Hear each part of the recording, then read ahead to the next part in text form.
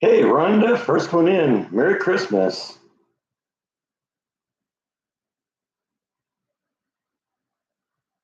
Merry Christmas, Janine.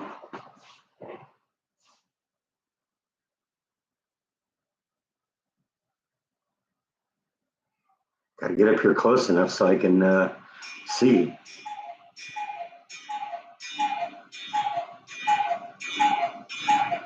White is so confused right now because he hears me doing a live stream, but I'm not on the couch. Oh, I thought you just gave up on us because we were talking too much politics.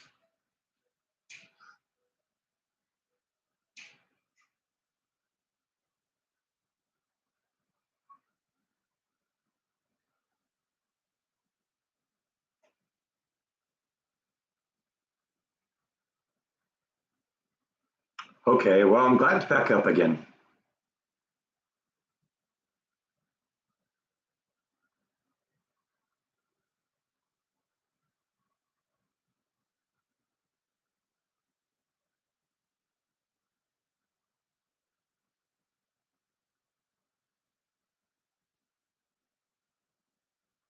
Okay, so it wasn't down for that long then, huh? Or was that 5:30 this morning? Because if that's the case, it was long.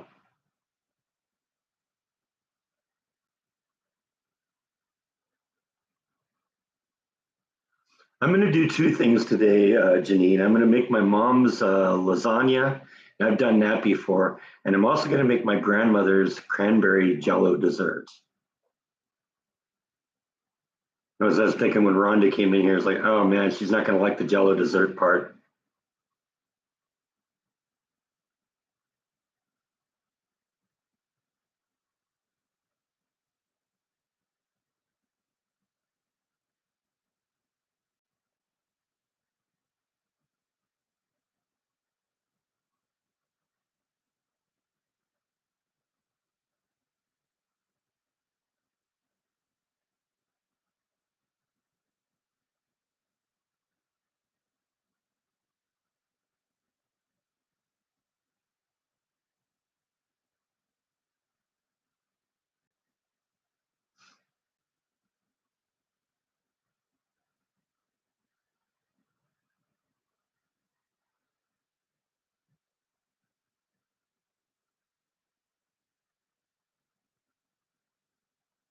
Merry Christmas, Gene. See, I can see that, say that with no problems. That doesn't cause issues like, hi, Gene.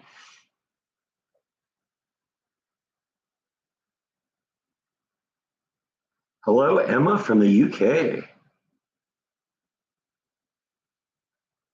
Merry Christmas, Sharon. Haven't seen you in a while either.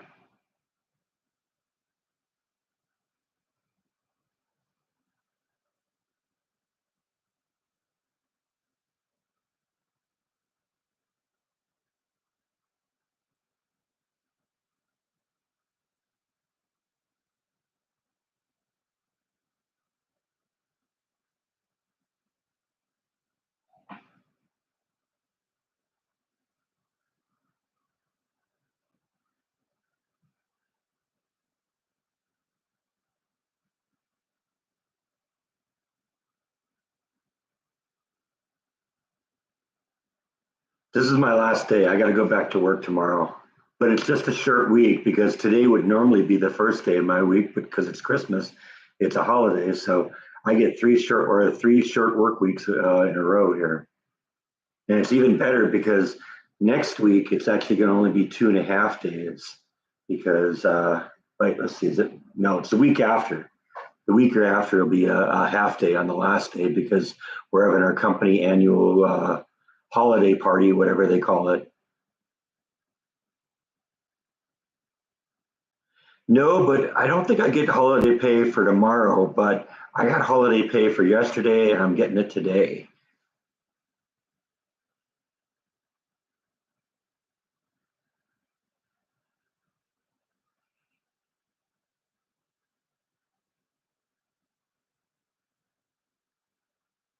Yeah, I'm hoping so. The what I'm going to do is I'm going to double up my lasagna recipe because I know that's always good. and I'll put one of them in the freezer, and we'll be ready. We'll pull it out and eat it in like 6 months. It'll be great. But I'll definitely have one of the lasagnas for dinner tonight, and the Jello too.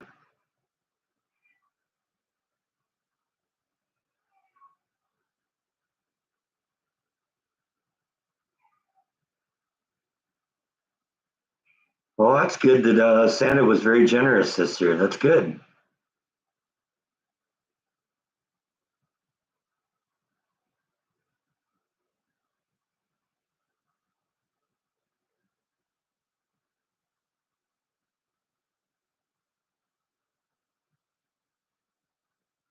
No, yeah, pork loin sounds good. Lasagna sounds gooder though. That's a word, right? Gooder.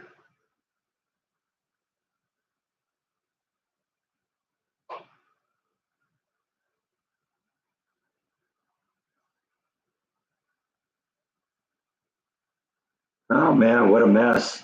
I always wondered what would happen if Santa's sack broke.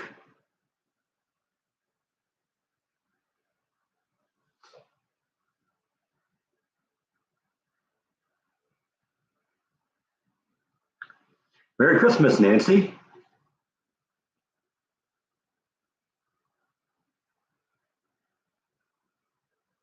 Yes, she will.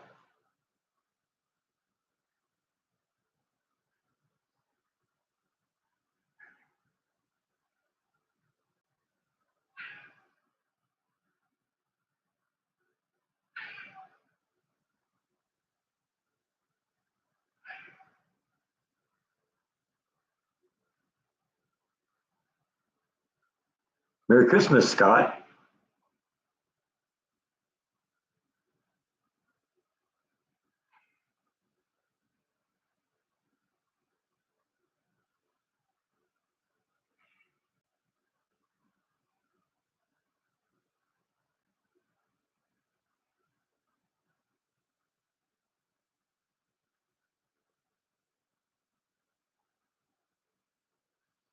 Yeah, Bike's so confused right now. This isn't where I usually live stream.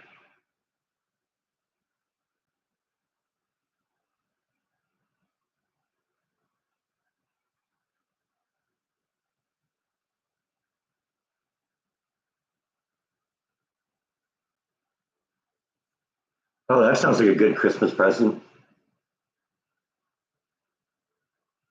What's his favorite band? Don't tell me it's AC/DC.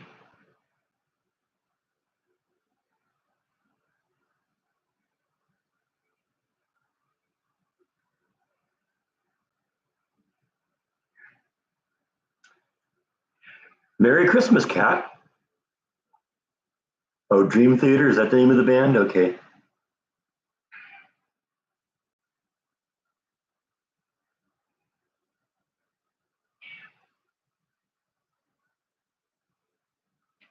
Meow. There's no place for you to hop up and be next to me, is there? He's so confused.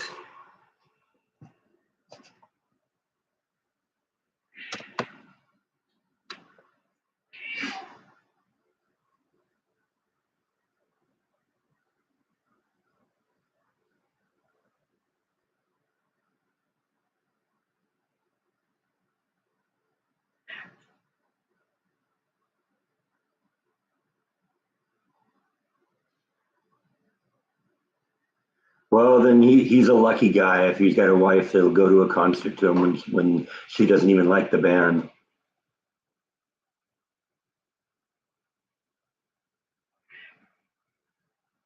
I think he's found a winner.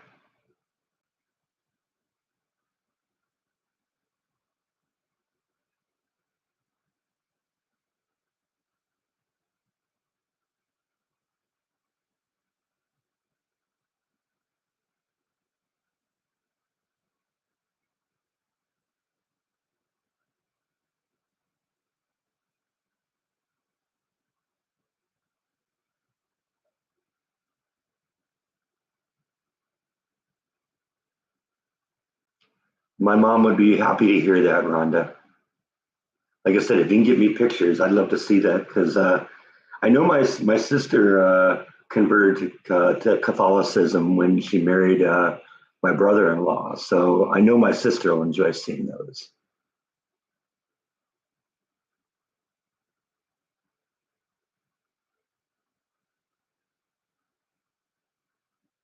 Oh man, nothing worse than being sick on Christmas. I know, been there, done that.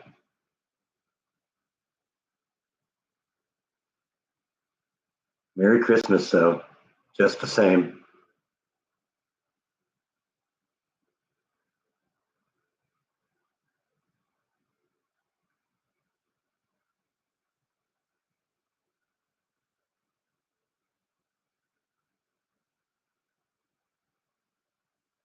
That's really nice of the girls. Thank you, Charlotte and Logan. I appreciate that. My mom does too.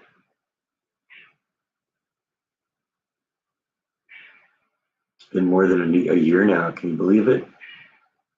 Meow.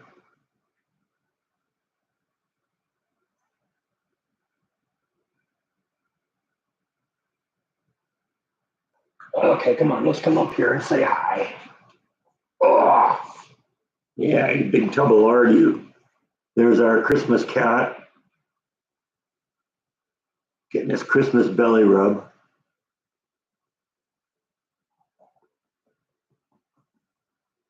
Yeah, you get a big fat belly, don't you?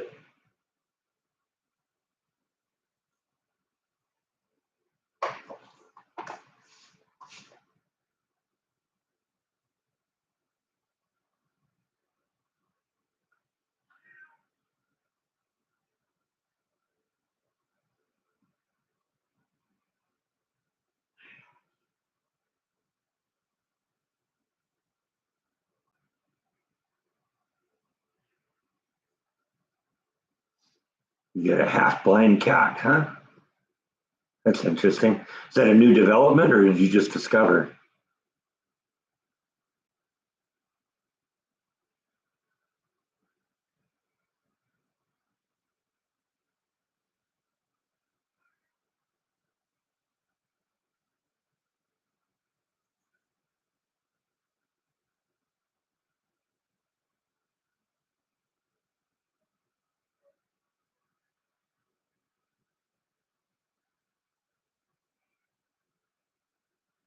So I guess I probably should start getting going with the cooking here because some of this stuff's going to take a while. So what I'm going to do, I think I'm going to start with the lasagna first because the first thing I got to do is saute the meat and then also get the sauce ready to go. So let's just get going on this, okay? And I think I made the mistake of wrapping up this thing too much here. And I'm going to need the ability to pull off the TV tray here a little bit. So we can do that. See, I kind of wanted to be able to go portable and keep the TV tray with me all the way here. Hold on a second. This is a work in progress.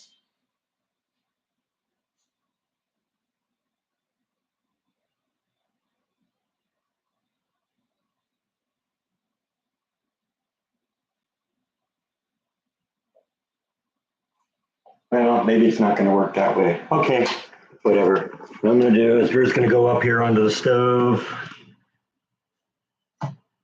turn the light a little bit.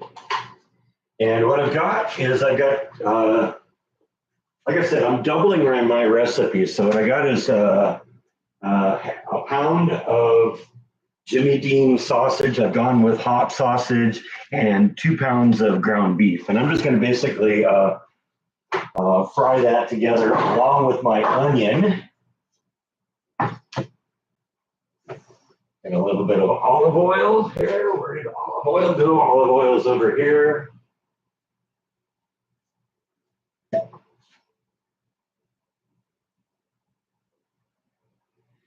Actually, I did a lot of preparation ahead of time, but I forgot to cut the onions. So you're going to have to watch me cut the onion. Not gonna get to see me cut the cheese, though. I already did that.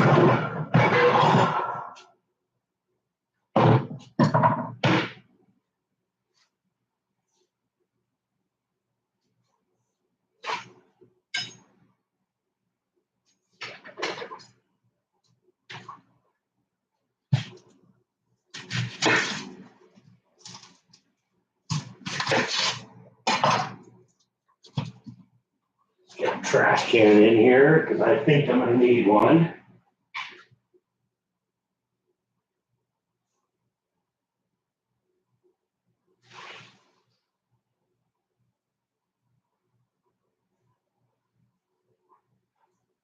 It's all these little things that you never think about when you're doing one of these here.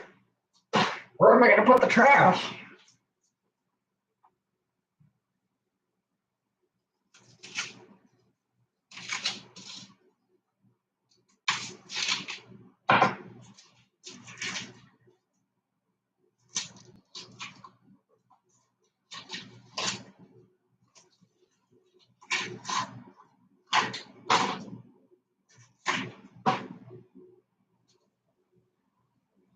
And all you ladies that like sensitive men, you may very well like see me cry on this.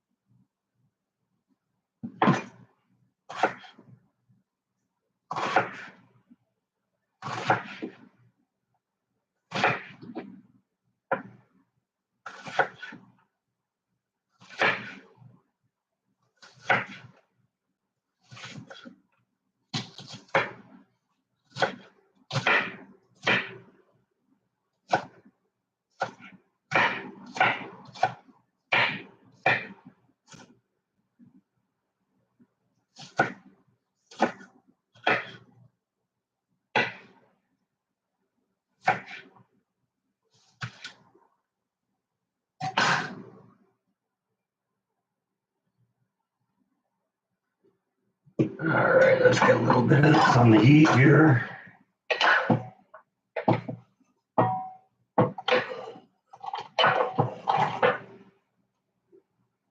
I haven't turned on the heat yet, so that's why you aren't hearing any sizzle.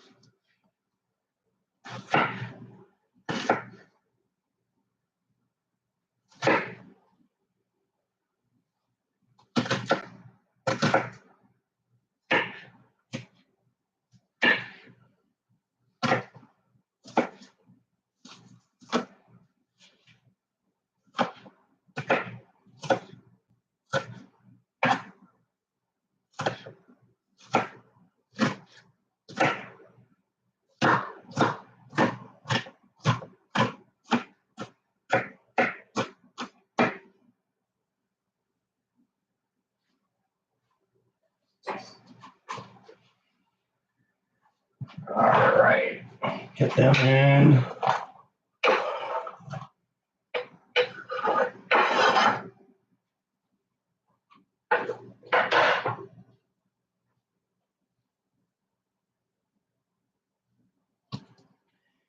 Get the heat on here a little bit. While we're doing that, I'm also going to start setting up for the sauce. So I need my big giant pot here.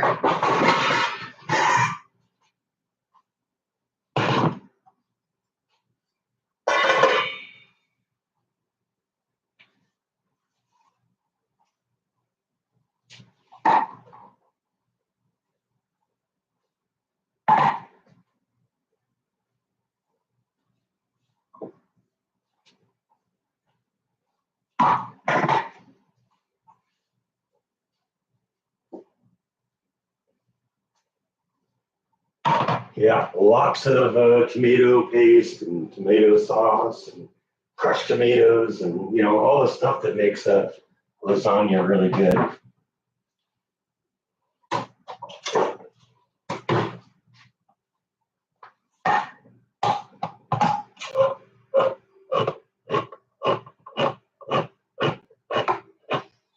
Like I said, I'm doubling this recipe up, so you're going to see me make 2 of these things.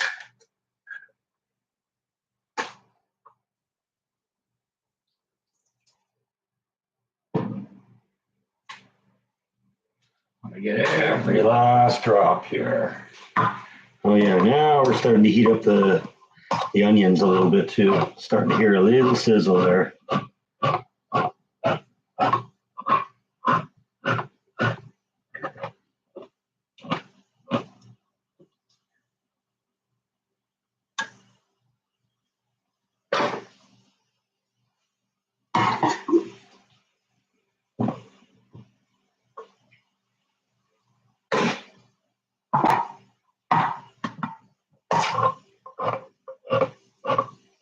So what this really is, it's about 40 ounces of crushed tomatoes and 20 ounces of tomato sauce. So these cans are about 28 ounces. I'm doing a little bit more of the crushed tomatoes, but that's okay. Nobody ever said this lasagna has too much sauce, right?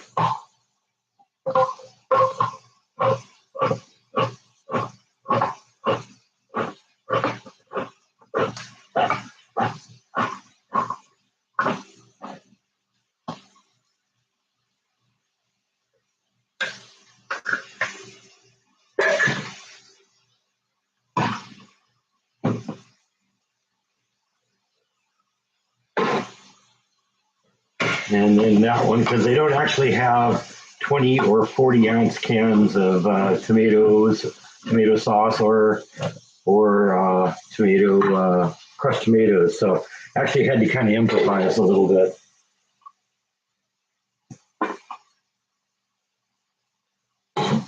All right, get that out of here. Let's start keep the onions moving here a little bit so we can get them ready.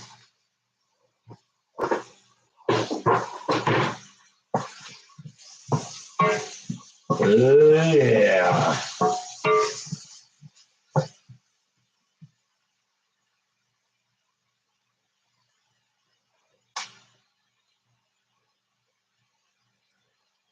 All right, there's some dried ingredients need to go in there too, so.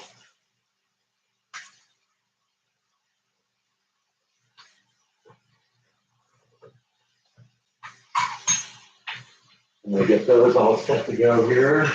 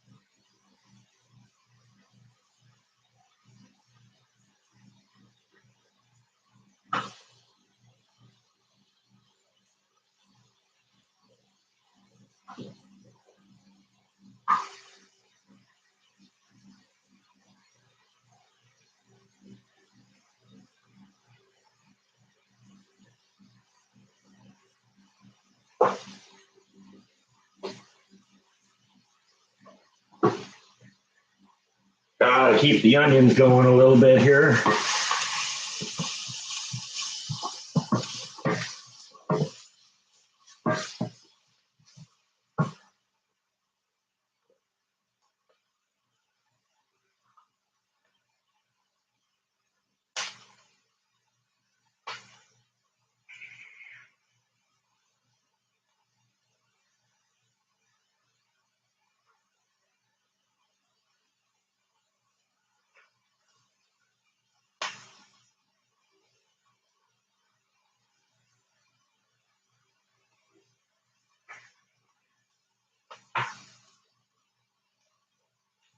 And I got the dry ingredients, basically the spices. What it is, it's Italian seasoning, it's oregano, it's salt and pepper, and kind of my own little addition to it, a very healthy helping of crushed red pepper. That's going to give it a little bit of bite. I like that. I like to have my lasagna be a little bit spicy. So I find that that does a really good job for me. And there you go. Now you know my secret. Stir that all up, and we're going to start that cooking.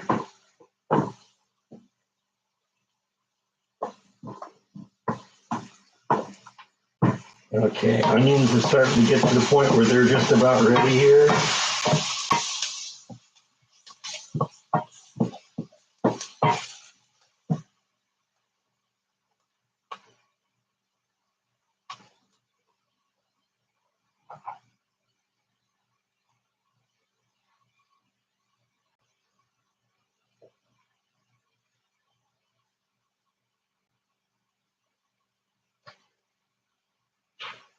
So I got my sausage here, and we're going to put that in there, and my ground beef.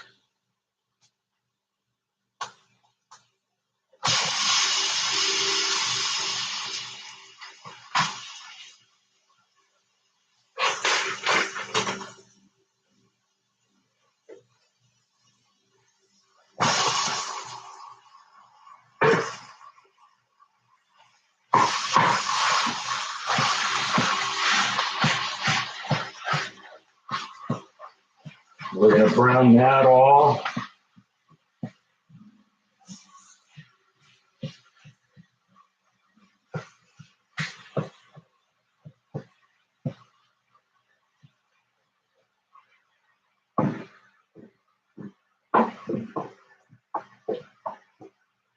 Make sure we get this all mixed up real good here.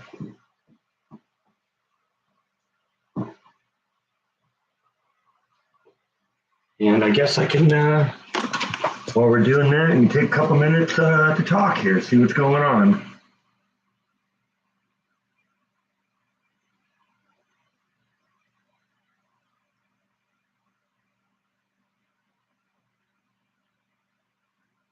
All right.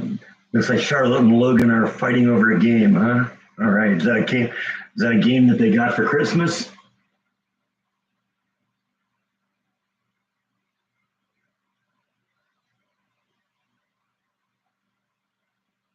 Yeah, we're doing mom's lasagna. So I'm just starting this right now. I've sauteed my onion, and I've got the pork sausage in there right now, and we're just going to kind of brown that.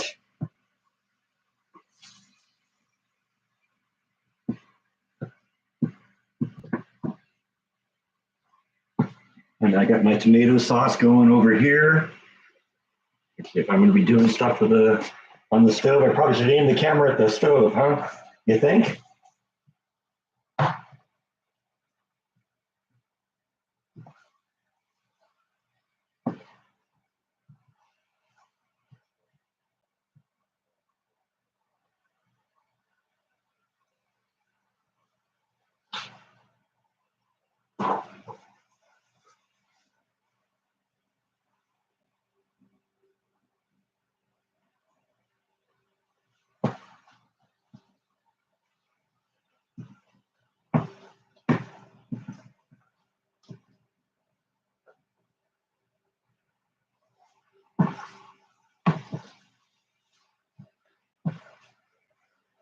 All right, let's see what's going on here.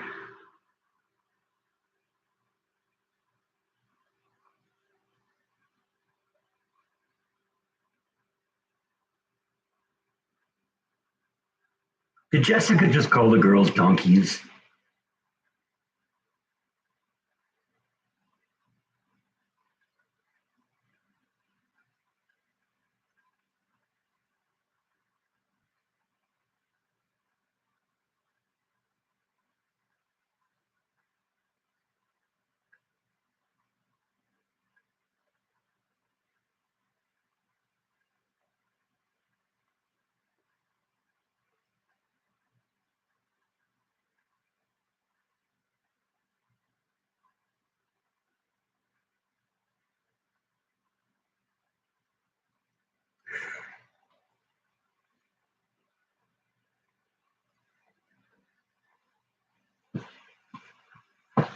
Yeah, I know. It's really bad when one of the kids says something naughty and your first instinct is to laugh.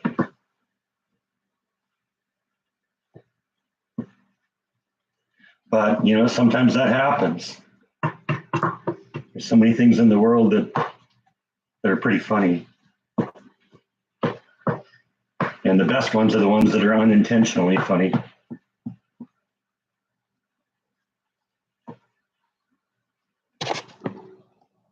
And once again, I'm not showing you what I'm doing here. Jeez. I think this was my first live stream or something.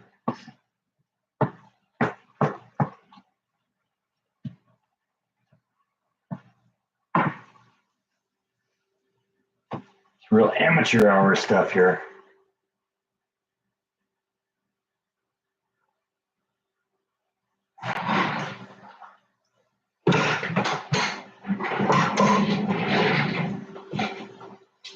All right, well, I'll come join you this way. How about that?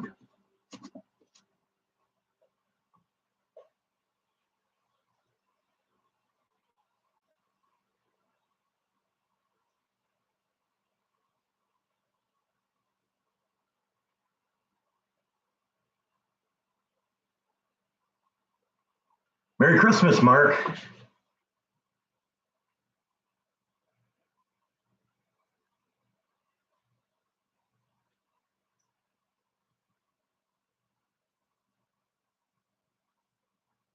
No, I'll boil the noodles. I just haven't done those yet. You got to kind of prepare the sauce because once the meat and the sauce are put together, you need to let them simmer for a while. So there'll be plenty of time to do that. There's 5 kinds of cheese in here. It's provolone, Swiss, Munster, Parmesan, and mozzarella. Yeah, exactly. That's what the simmering does. It kind of puts everything together.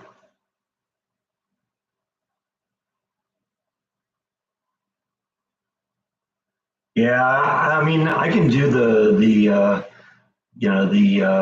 ones that come in a box, but I don't know. I think it's just better when you do it yourself. And like I said, this is a little taste of home because this was my mom's lasagna recipe. Minus my little tweaks, of course. She used regular mild sausage. I use the hot sausage, and I also put the peppers in there.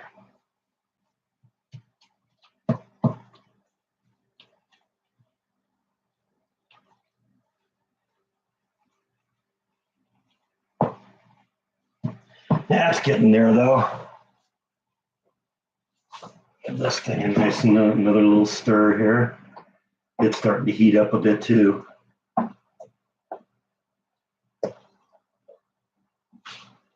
That's the sauce. That's the good stuff.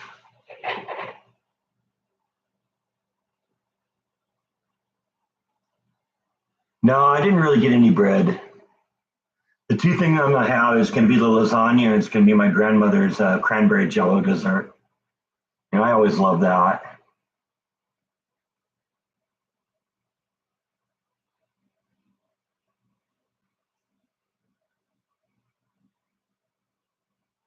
No, they're just the ones that you boil in water. It is, yeah. There are a lot of ingredients in this thing. This is probably one of the most complicated recipes I do, but because you almost need to be a mathematician to do the cheeses at the end. Because it's half of a third of this and half of a third of that, and 3/4 of of the other, and it's like whoa.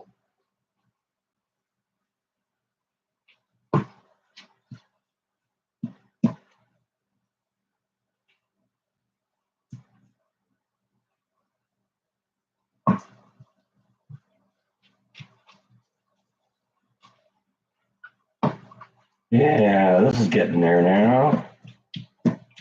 Won't be long.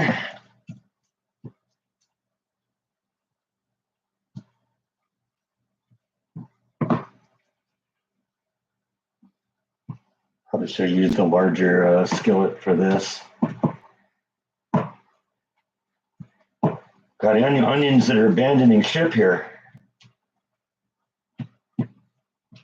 No, I don't want to be lasagna. Don't make me lasagna.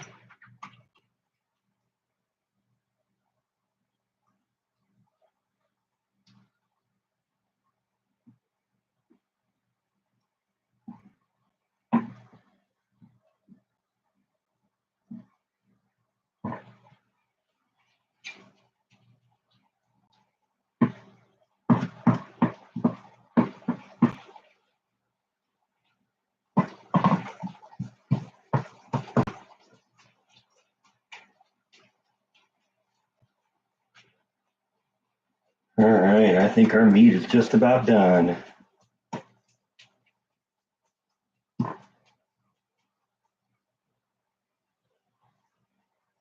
Let that cook for one more minute here.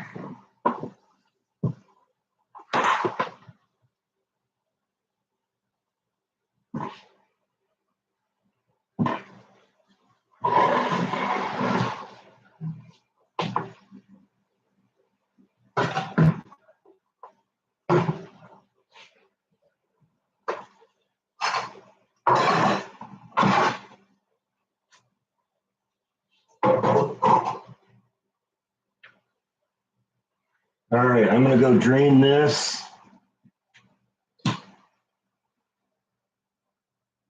And I'll be right with you.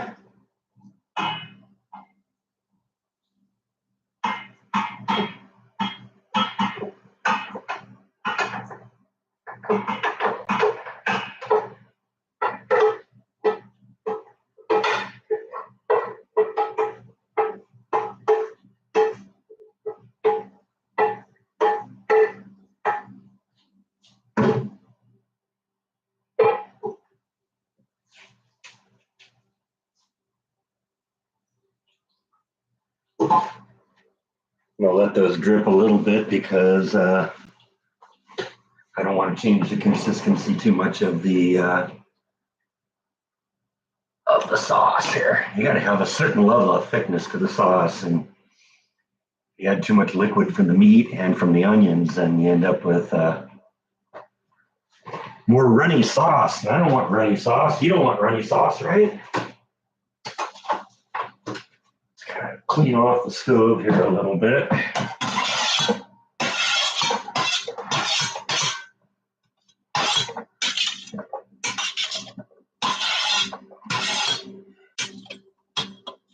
I want to make it look like I'm at least trying to be clean.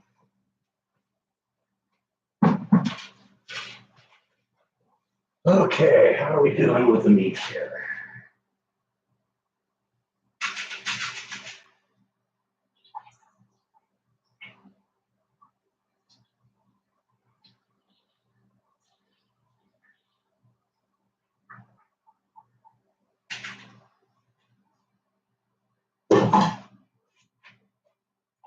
Okay, I think we're just about there.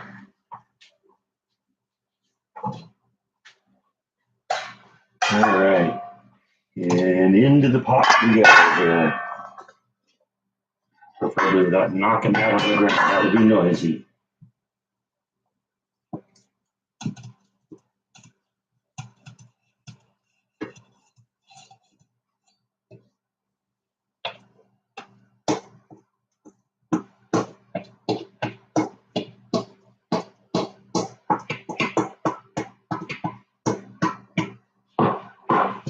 Okay, mix that all in.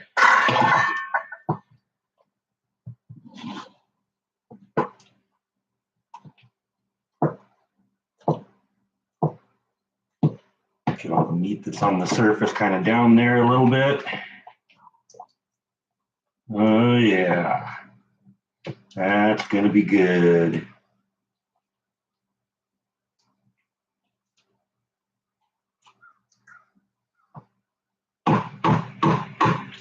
All right, we're gonna put a lid on that, and we're gonna let that simmer for a bit.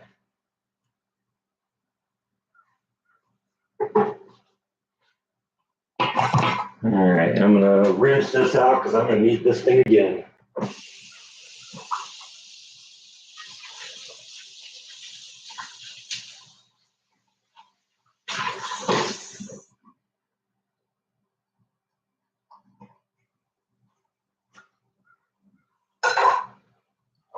right. Okay, next thing I think I want to do, I'm going to put this on the back burner here. I'm kind of a low heat here. Get that out of the way for now.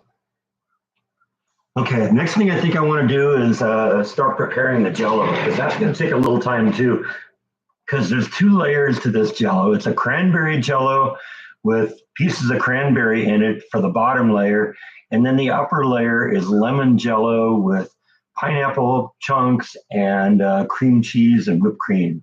And it's really, really good, but it's a two-part thing, so you have to make the first half, let it solidify before you can add the second half. So like I said, these things take a little time to do, but it's just that's the way it is. That's the nature of a live stream here. We're already 45 minutes into this, and yeah, time's flying here. No, I'm not doing this from memory. I actually printed out the recipes and I have them in front of me. So yeah, I'm referring to them from time to time. Now I don't have all this stuff committed to memory. So first thing we're going to do is going to prepare the Jello. So the first layer is going to be the raspberry layer, and so I need 3/4 of a cup of boiling water. Once again, I'm referring to the recipe. This isn't all from memory here. I say 3/4, 1 3/4.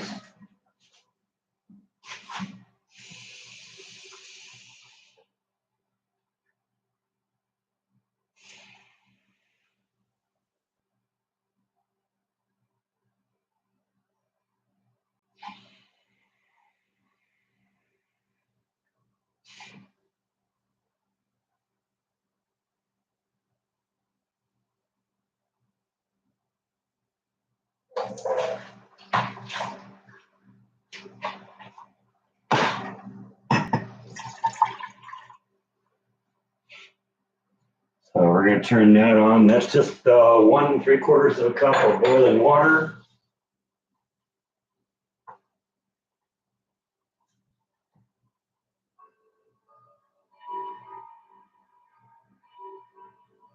And I'm going to need a cup of sugar. So let's get some sugar ready for that. The sugar kind of negates the cranberries, which can be a little harsh at times. Sometimes people aren't into the full cranberry experience. I personally am, but you know what? That's okay. It's not for everybody.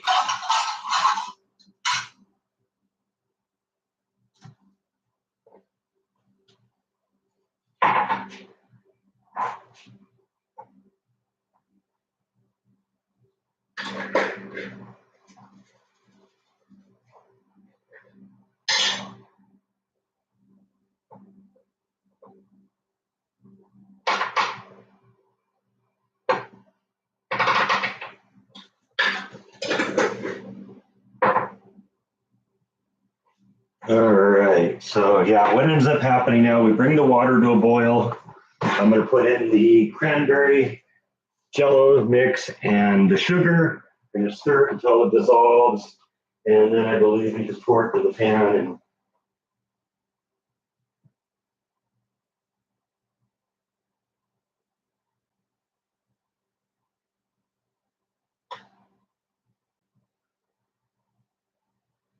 okay, that's interesting. All right, so like I said, I don't make Jello that often, so it was kind of I had to kind of review the recipe a little bit.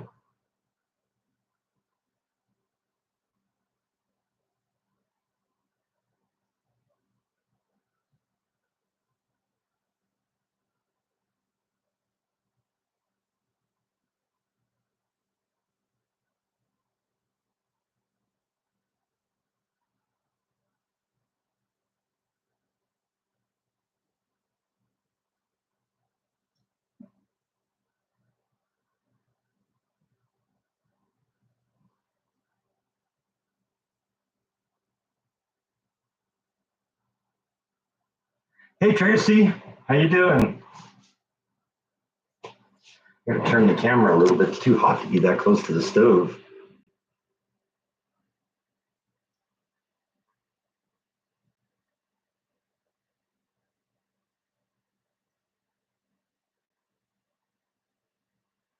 Merry Christmas, Tracy. Thank you very much.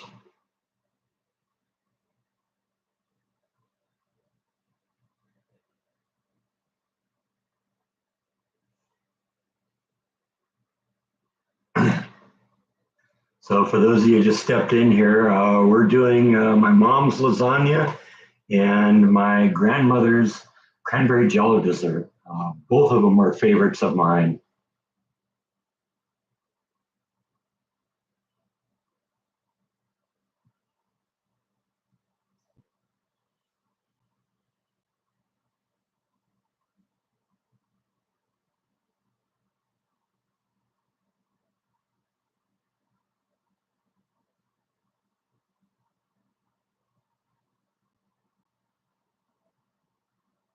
We had a troll earlier. Yeah, probably because I wasn't paying attention.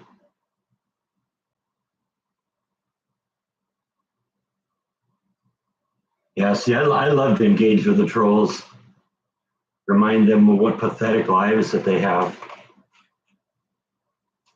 I like to play with my food before I kill it.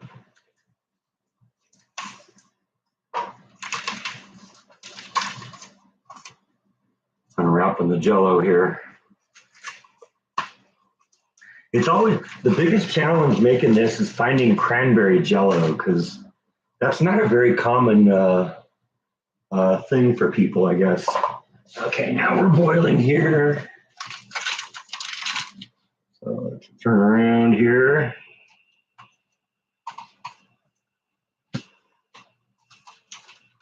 That part's still hot.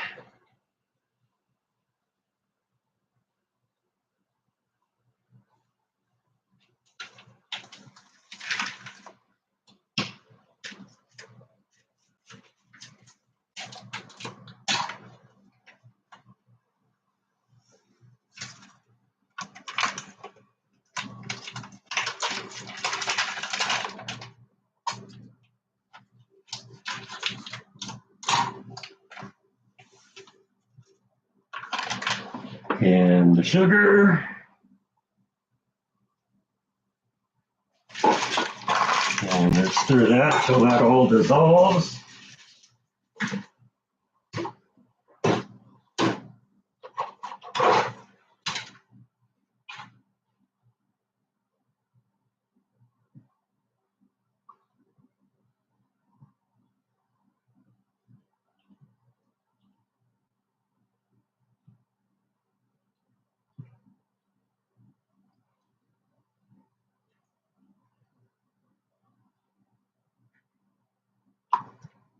We should have done this in a slightly larger pot, but that's sometimes what happens. You pick the wrong pot.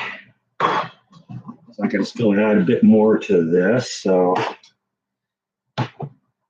that's okay. The dishwasher works. I'll make sure I get every last bit of this here.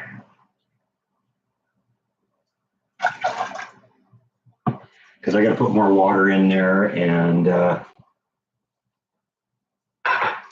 course the secret ingredient, you can't have cranberry Jello without cranberries, right?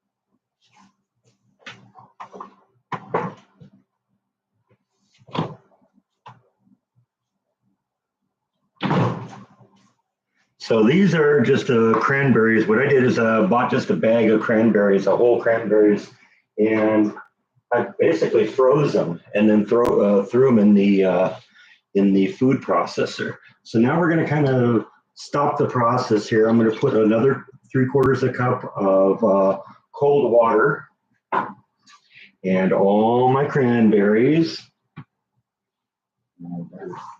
Sticking a little bit, so let's. There we go. They'll unstick when they get into the warm water.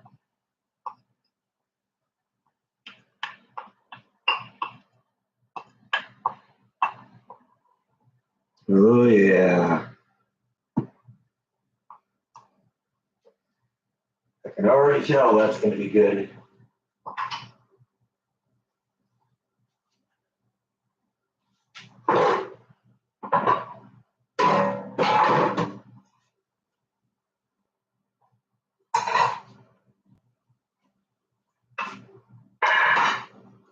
Got to get ready here because we're about to transfer this to the 9x13 pan. And then we're going to put that in the fridge and we're going to let that set up a while.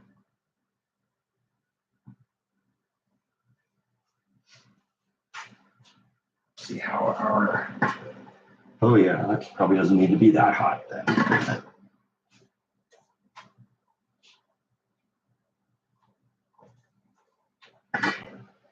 That is more than enough for simmering.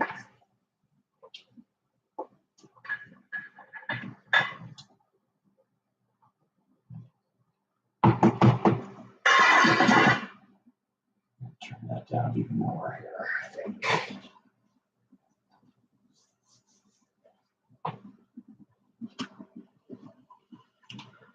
All right, so I got this 9x13 pan right here. Basically, I'm just going to transfer my concoction into that.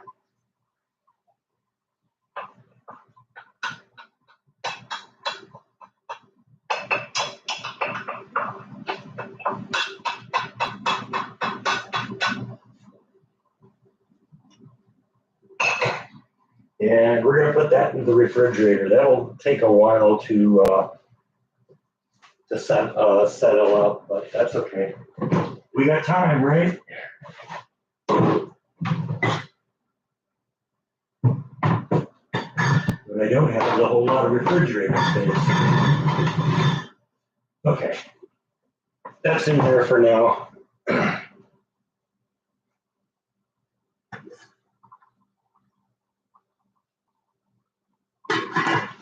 Take that a while to cool down here.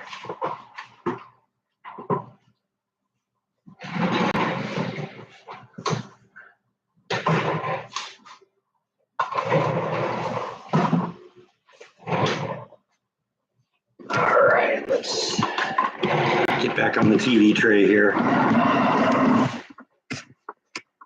All right, so how's everybody doing here?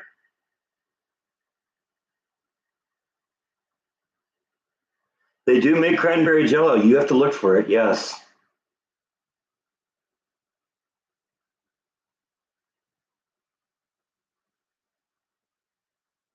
Yeah, I'm not really into the cooktop here. I really wish I had gas. That was actually one of the things that was on my list when I was looking for a house. I wanted to have natural gas in the house, but couldn't find one. Yeah, kitchen smells fantastic right now. It smells like lasagna.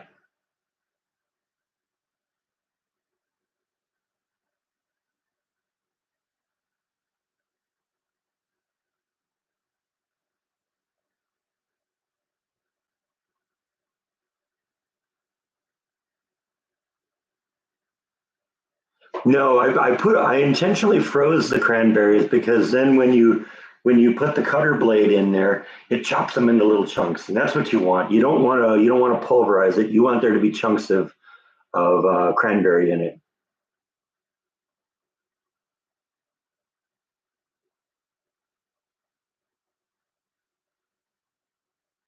Merry Christmas, Breck.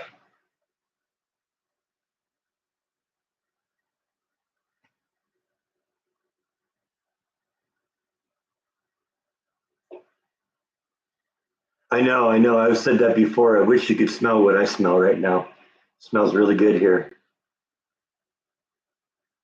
But you know, if somebody came up with smell-o-vision, it's going to be like that Roger Waters movie, Polyester, where you got the little scratch and sniff card that goes along, and when they want you to smell something, The first time, they put a little number on the screen and you scratch it and smell it. And the first time they do it and they're showing you how it works, it's all flowers and pretty smells and stuff like that. But when you get into the movie, it's gasoline and flatulence and all sorts of disgusting smells. And somebody would take advantage of it. I'd probably take advantage of that.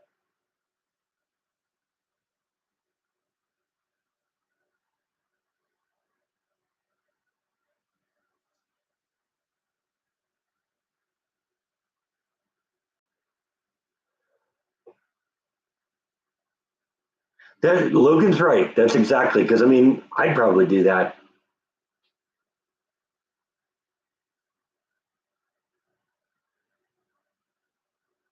Turn around and drop a big bomb right into the microphone.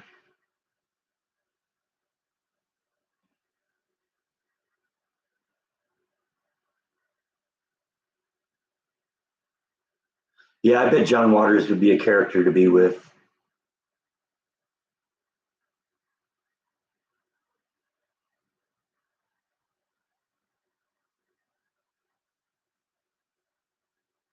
All right, so we're not just fighting over board games. It's who farts when they're sleeping or not, huh?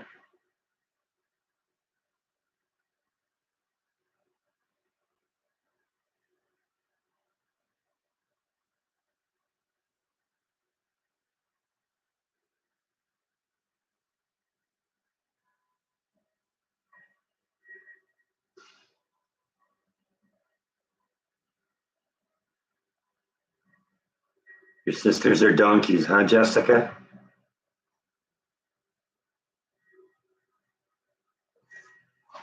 Yeah, that's how it usually starts. I want to keep it moving here a little bit, so I'm going to stir every once in a while. Oh, yeah.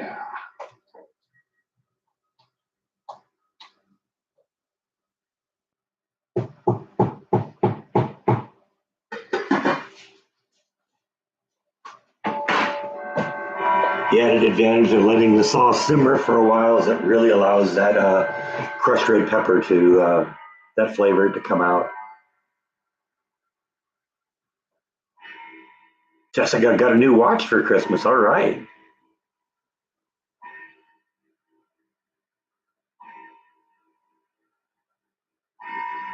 I don't know. I may go beyond the 2 hour thing here. It just depends on how long this goes. Actually, we got more people in here than we usually have in live streams, so that's cool.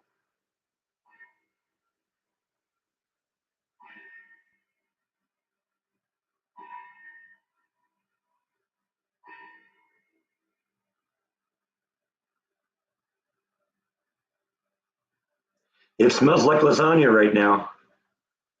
Can't complain about that.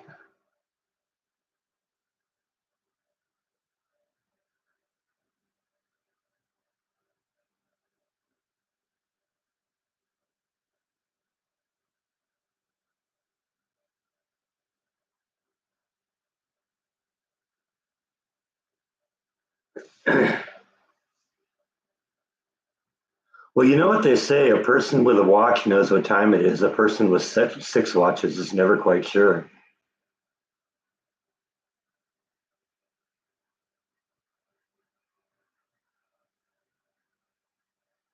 Merry Christmas, Lindex. Welcome to the party.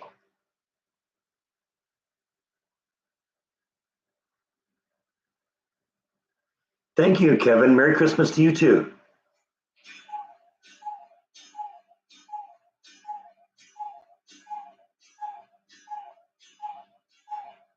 Yeah, I know. I'm terrified that I'm going to drop something here. That would probably get me more of an audience. So it'd be a bloop. That it definitely end up in the blooper reel. By the way, there will be a blooper reel at some point.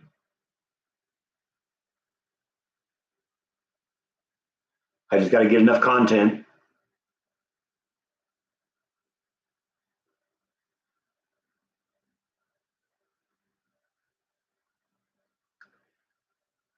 Send Boo over to clean the floor. All right.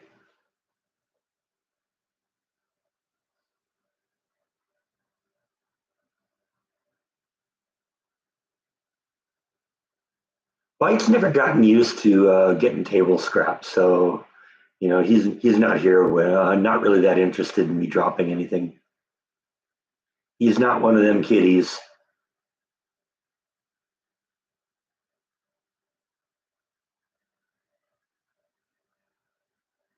Oh, she knows, Kevin. She knows. Yeah, we're getting there with the yard. It's going to be a long, long process, and just gotta go through it. But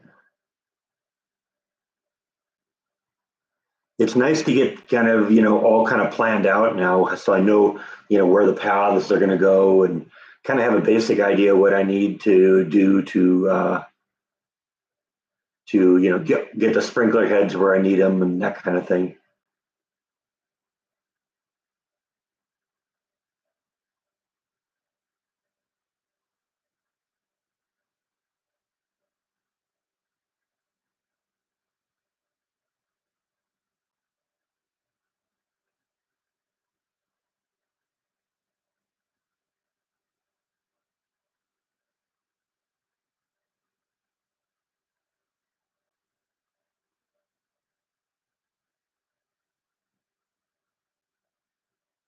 No, pool's going.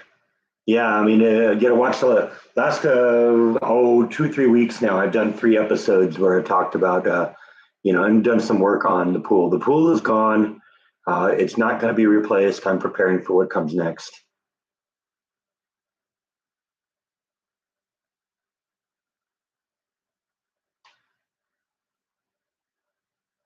No, the temperature extremes are more on each end here, so it's got to be stuff that's hardy enough to hold up.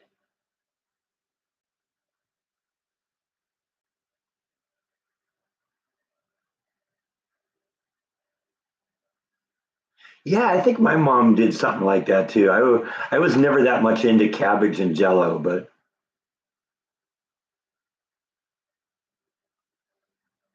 yeah, hope you get them planted by the spring. Definitely.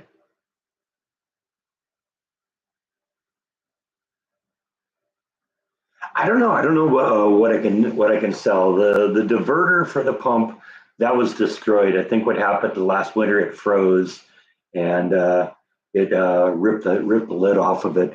I think the drum canister or the filter canister is probably still good.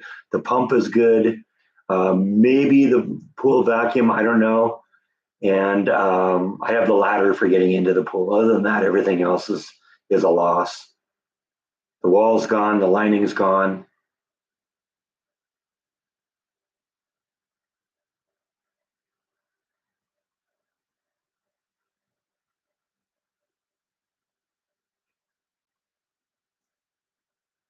Yeah, I don't know. We'll figure out what to do with that at some point. It will be going away.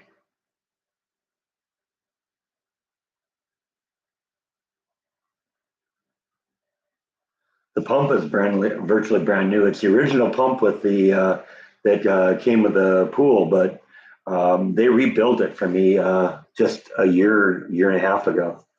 So it's virtually a brand new pump. No, work party is in early January.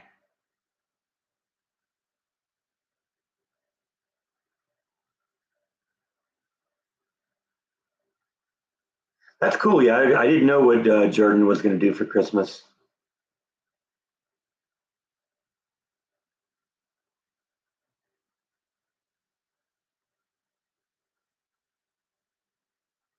What kind of seeds are on it? Is it like veggies and herbs and stuff like that, or flowers, or what?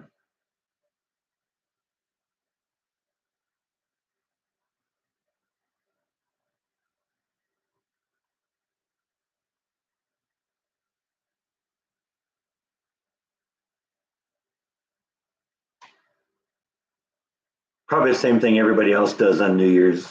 Get drunk.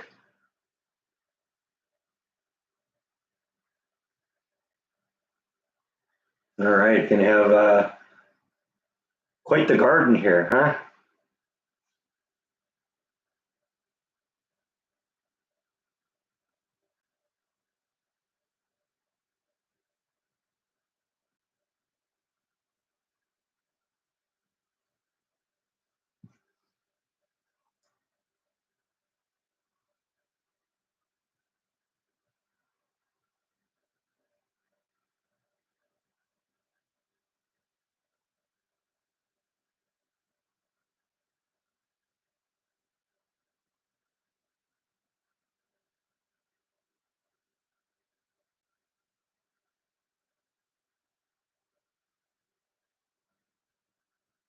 I don't think there's that many vegetables in the world.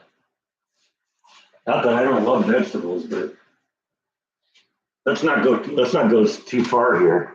I want to take it to extreme ones here.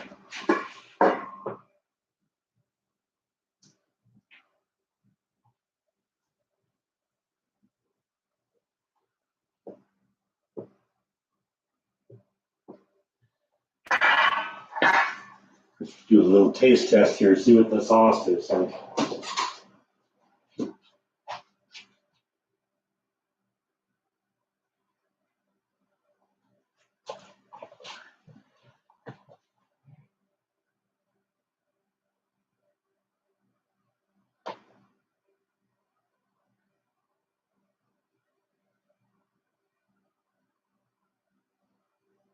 Gotta go baste the turkey. All right. You baste the turkey, I'll taste the lasagna.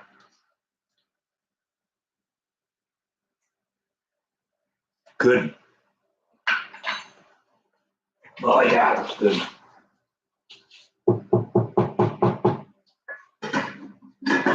Nice little burn, that's what you want. Not overwhelming, just good flavor.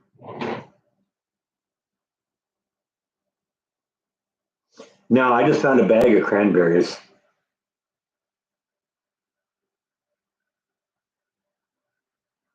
Yeah, that's what I'll end up with is two pans.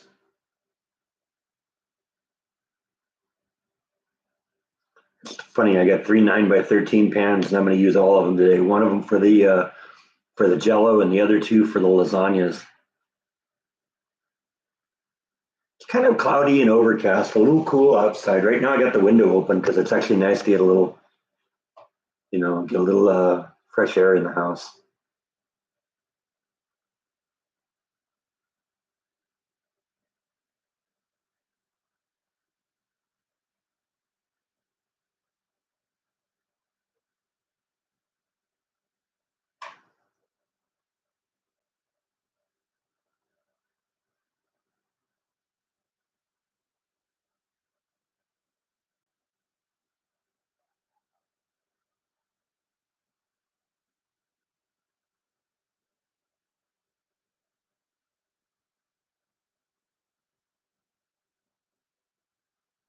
Do you mean fresh cranberries, or is that some weird variety? Fred cranberries.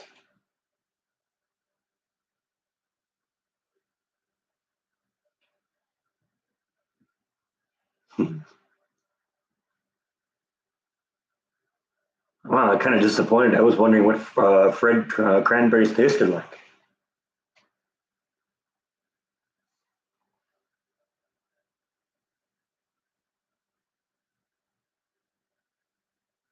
Merry Christmas to you too, Trini. They pronounced that right.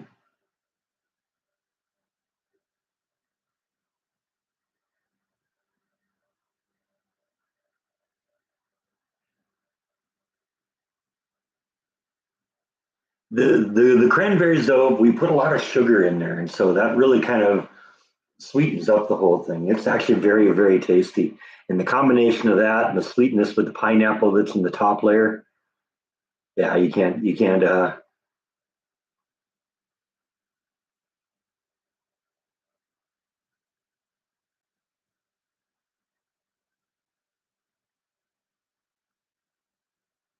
cranberry orange nut bread sounds good.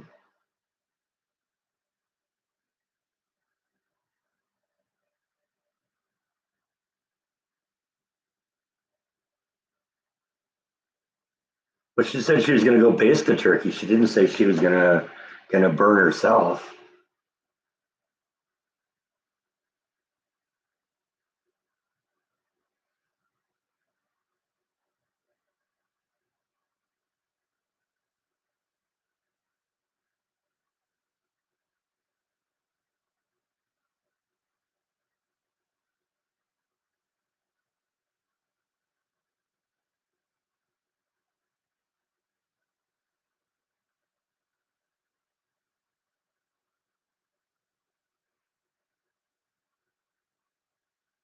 Okay, I think it's time that I need to start thinking about doing the pasta now. Let's see, where do I gotta go here?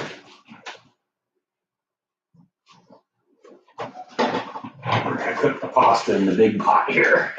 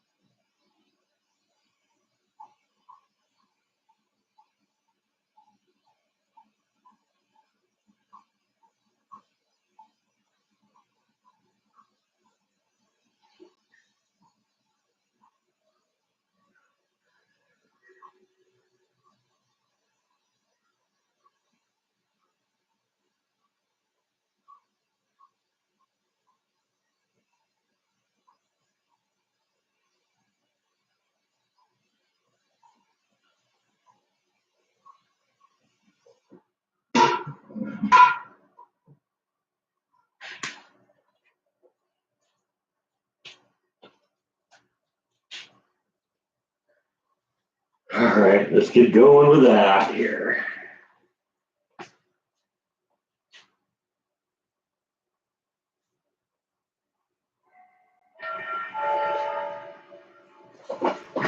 Leave the pasta there.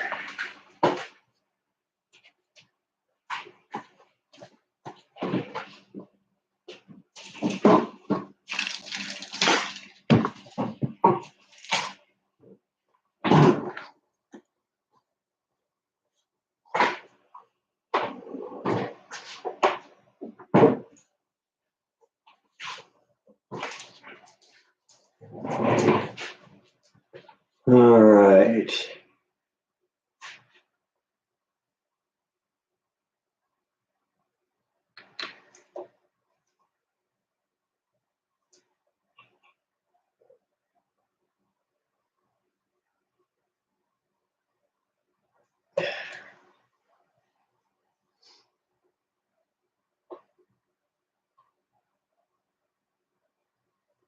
I know we just need to keep Rhonda in a straitjacket, cover her in bubble wrap.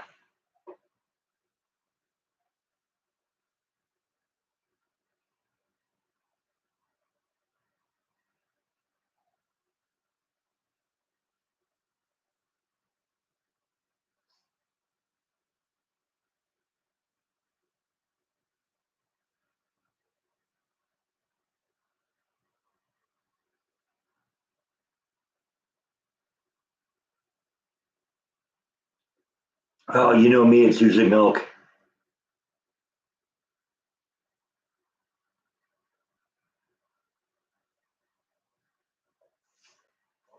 Review my notes here.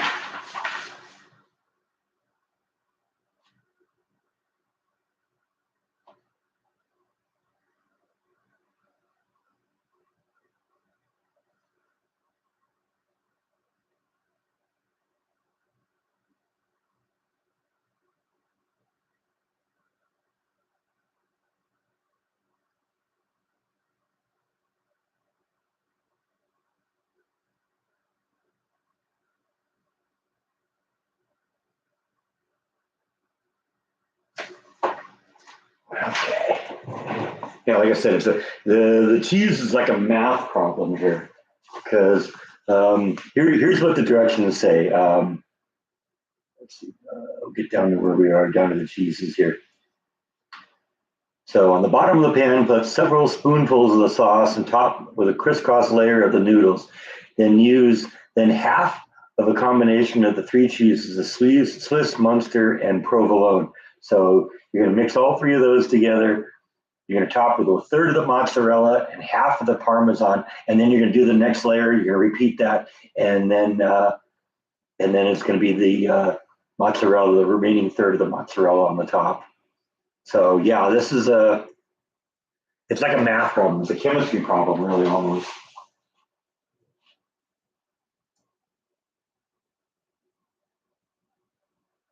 Oh Oh yeah, I'll probably have some beer too. I do like eggnog. I don't usually buy eggnog.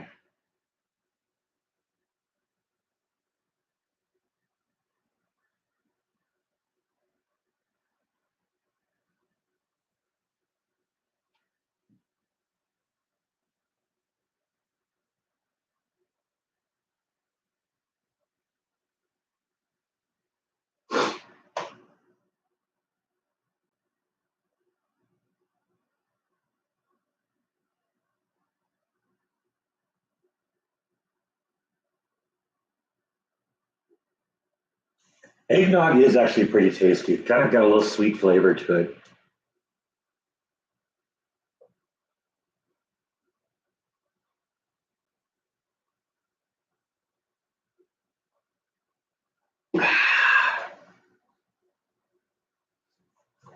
See how we're doing here.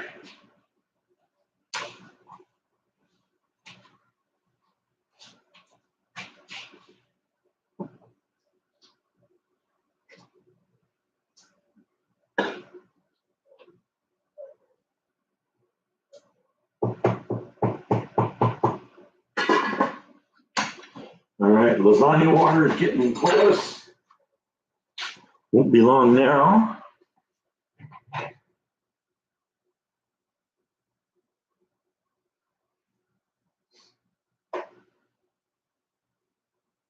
10 dozen eggs. All right, you get some frying to do.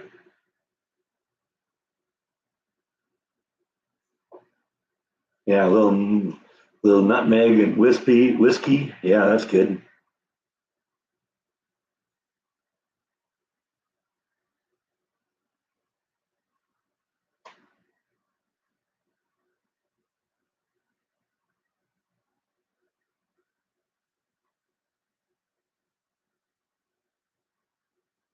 Yeah, what are you gonna do with 120 eggs?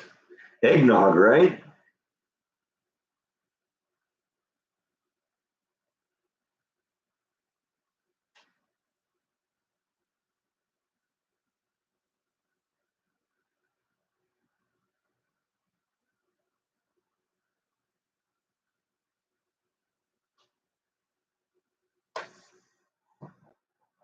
Or the instructions say here.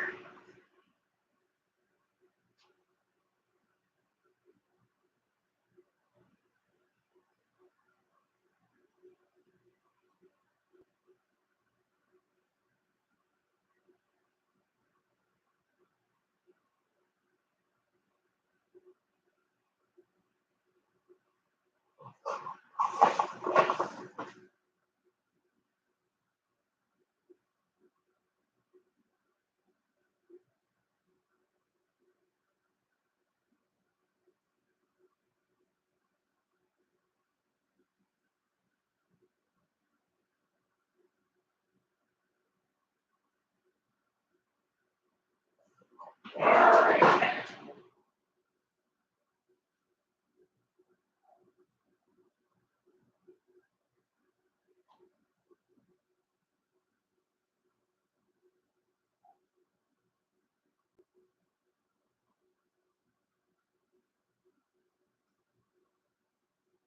Who says it has to be Halloween day in people's houses? Keep people off guard, man.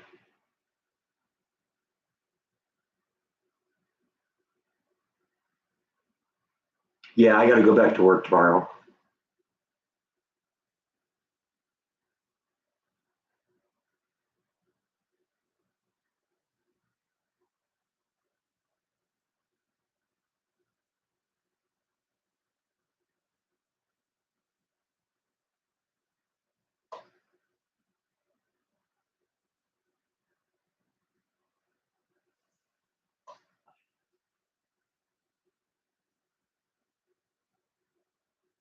It's snowing at Rhonda's house. Yeah, it's just a little overcast and chilly here. I think we're in the 50s.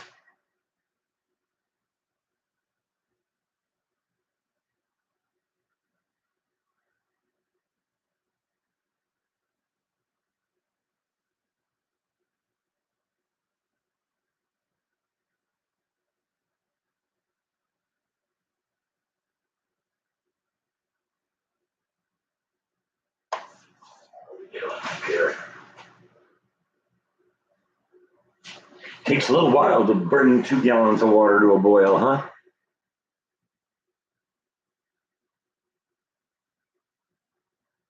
Yeah, I'm thinking I want a lemon tree, I'm thinking an orange tree, I'm thinking a peach tree, maybe an apple or something. I'll see what's there.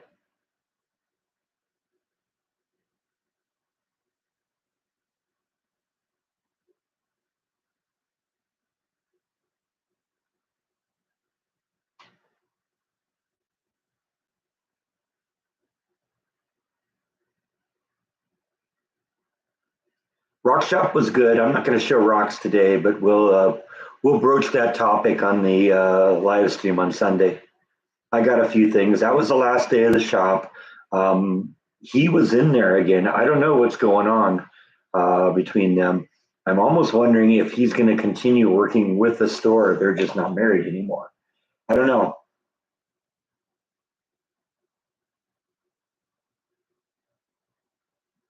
but I did buy some nice things. Now I want to start with trees that are close to being able to produce fruit. If I start them from seeds, it'll be 20 years before you start getting any fruit out of them.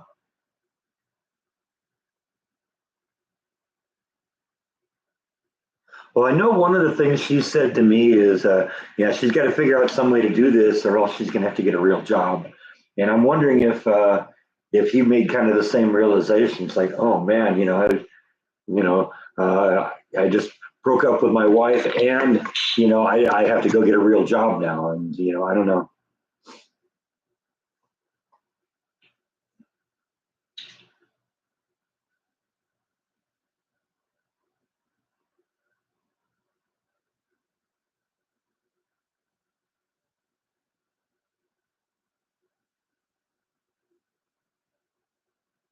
You have a pineapple tree, and that does okay in Canada.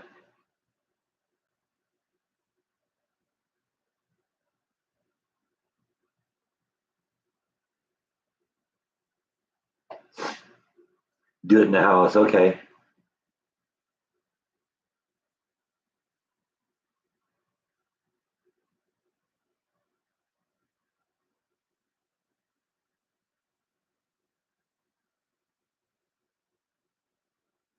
Yeah, I've heard people say avocados do really well here, but I'm not enough of an avocado fan that I'd have anything to do with avocados.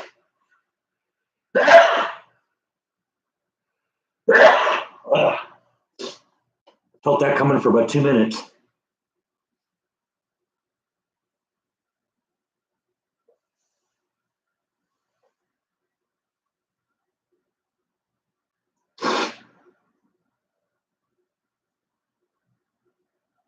Yeah, I don't know. Kind of defeats the purpose of having a fruit tree if you don't eat it.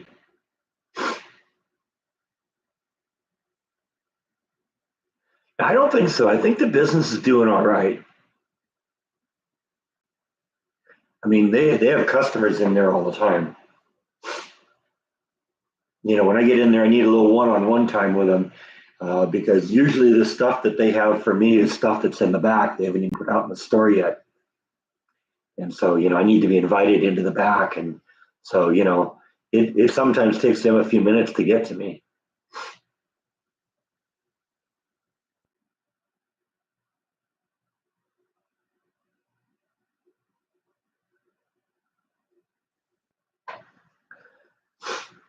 Well, I mean, I'm not going to get mature fruit trees. I'm sure a mature fruit tree is, but I'm going to get something that's probably 6 feet tall at least. I wouldn't mind an apple tree. I got to find what's going to do well in this environment. That's the issue because Texas has extremes in terms of both cold and heat. Now, heat generally isn't going to be a problem with trees, but cold can be. I don't know. I'll have to see what the options are.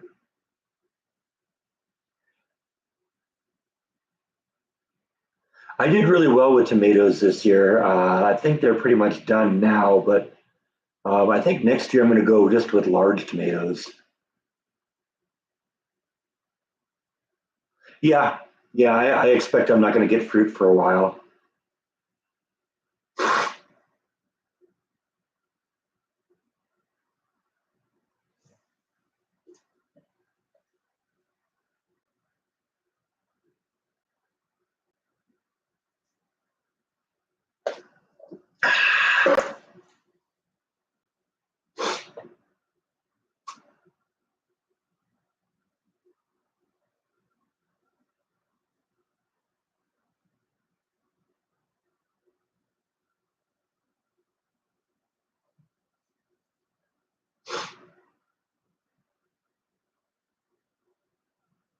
No, I'll probably do full size trees.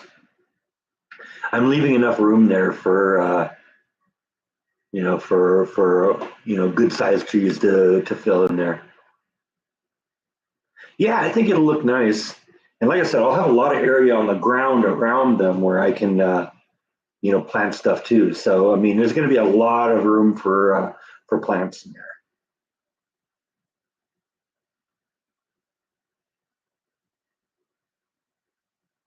Yeah, I do cook the noodles first. Sometimes I've seen people do it where they just put the dry noodles in, and when they bake it, the sauces do that. But I'm actually going to, I'll actually cook them first. That's what I'm preparing to do here with a big pot here. This is starting to get to the point now where it's getting close to boiling.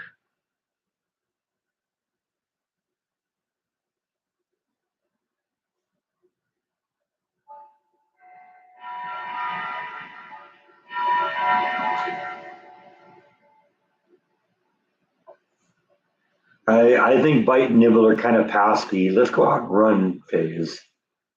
I mean, they're 18 years old. They're past that. The peak of their day is when the food dish gets filled.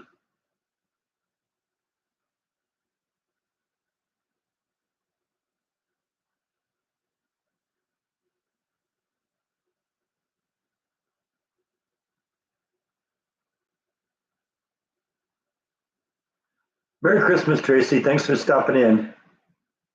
We'll be back on Sunday. Yeah, it's time consuming, but the result is worth it.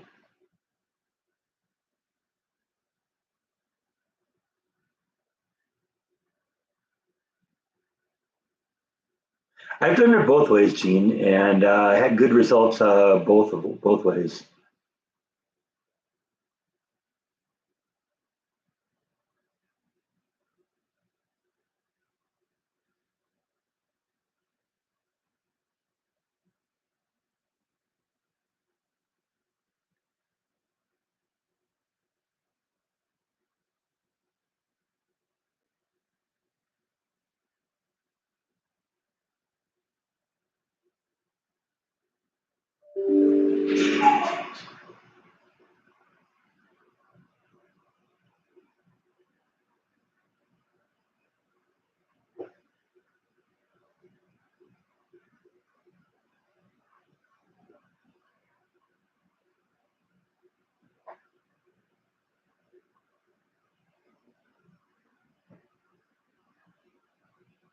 Yeah, I don't know. I found a lot of the frozen lasagnas you get just aren't that good.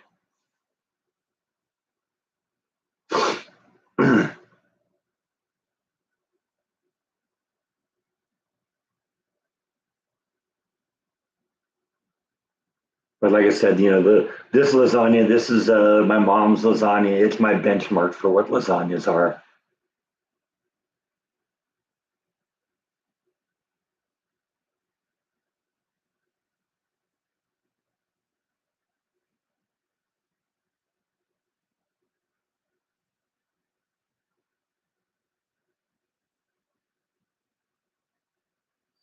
Yeah, that's a good reason. I mean, that's a reason why I don't do like fast food a whole lot either. It's because, with when I cook it myself, I know what I'm getting.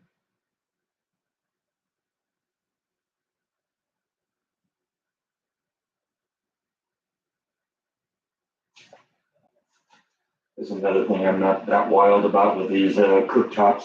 It takes forever to boil water. You know, if I was on gas, we'd be cooking the lasagna already.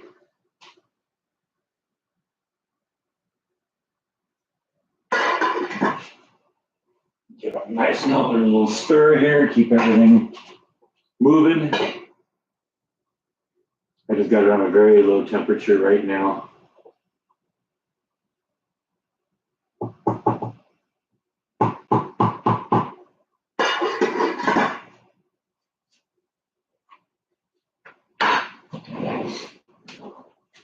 See how the Jello is going here. It's thickening up, but it's got a ways to go yet.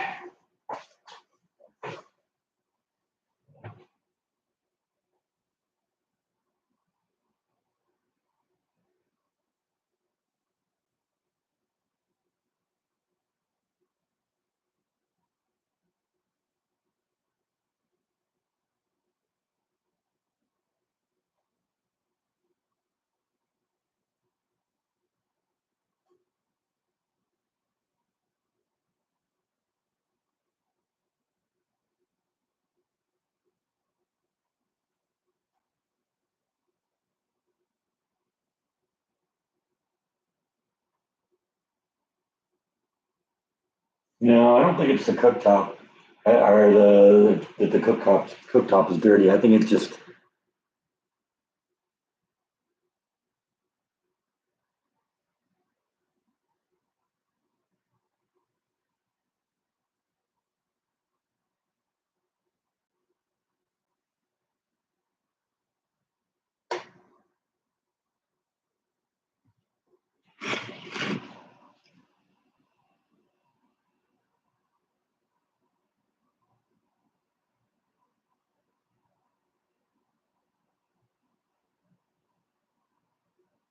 no. And I'm tapping the. We're not getting a lot of splatter.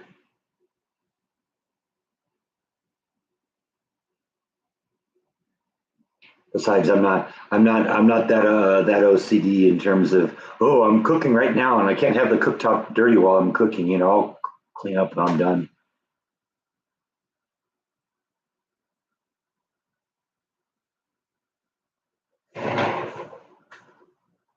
Sounds like it's getting there now.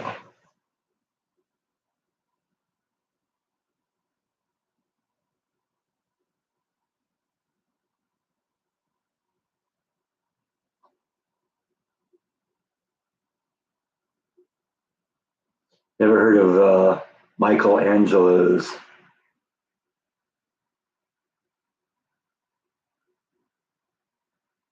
Not to be confused with Michelangelo.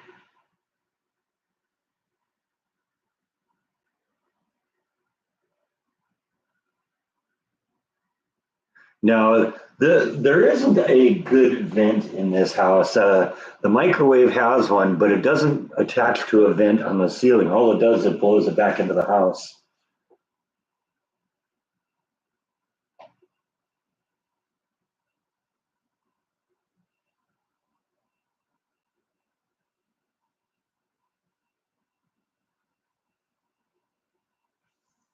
We do have that brand here. Okay, I've just never seen it. I guess it doesn't completely surprise me because I don't. I'm not one that goes and does pre-cooked meals that much. Yeah, I'll do it with pizza and stuff like that, but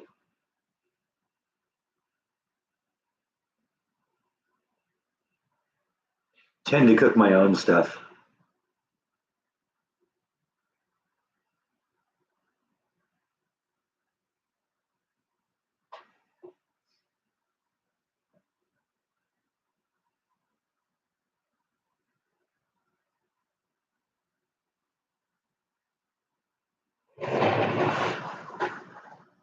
Getting there.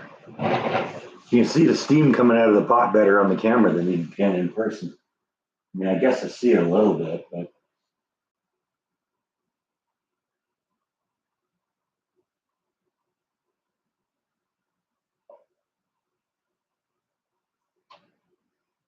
I'm not watching it though.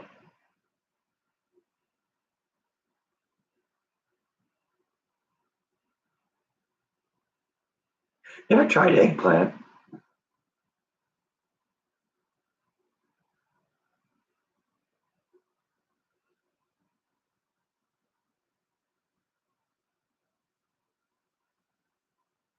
Tequila head, all right.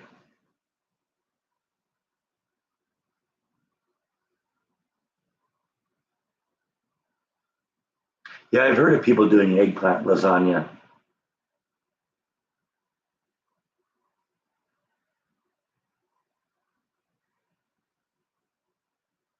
Use the eggplant instead of noodles. That's interesting.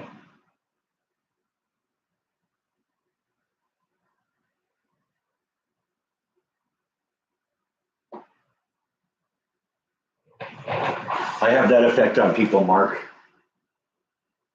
Put you right to sleep.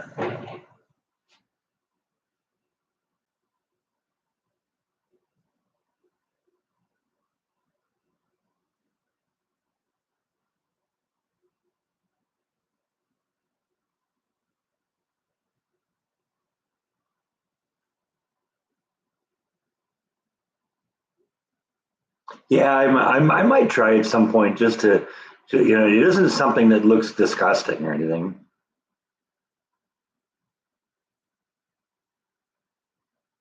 I don't think he wants to be that awake, Rhonda.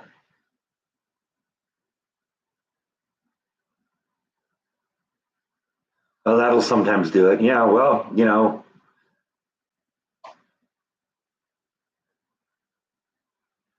I do these live streams as a public service. If it helps you sleep, all the better. What's Jessica singing?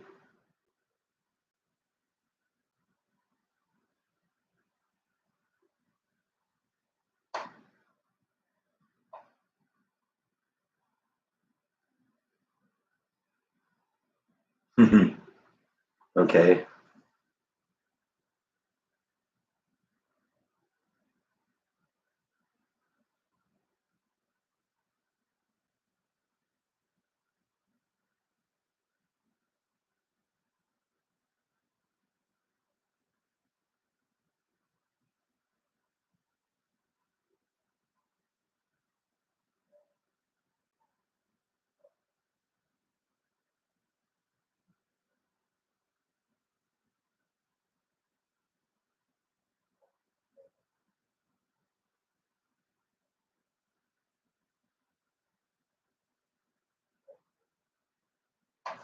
Yeah, I know the type.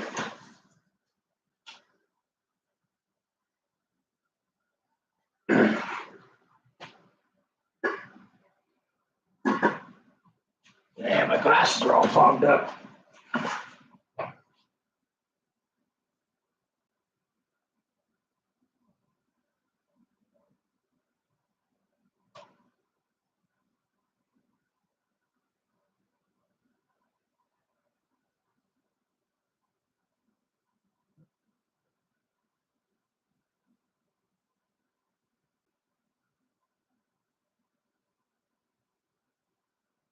Yeah, that's something I don't miss about being in an apartment. Just having to share walls with neighbors.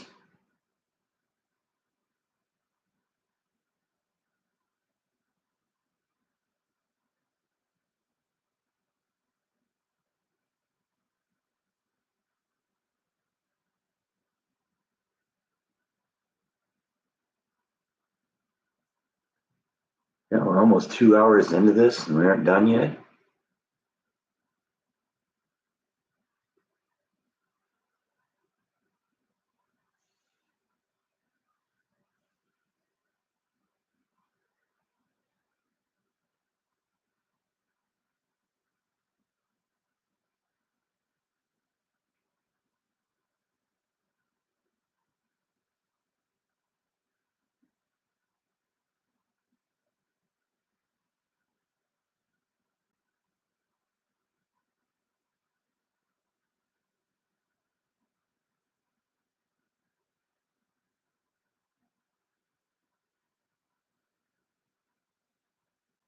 Half the Jello is in the fridge right now. The cranberry part, I gotta let that solidify yet. It may be a couple hours before that's done because I still gotta do the lemon one.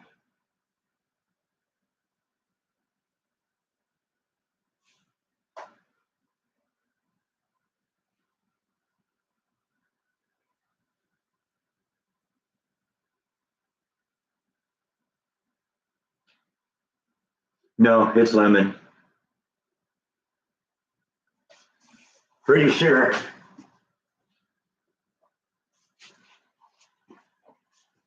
There it is, lemon Jello.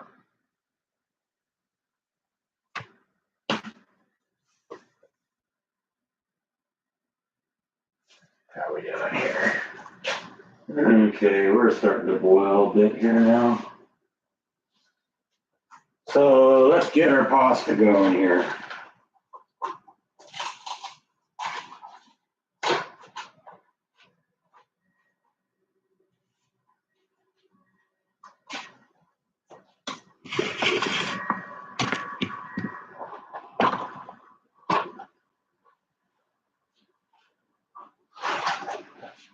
I'm kind of throwing them in one at a time here.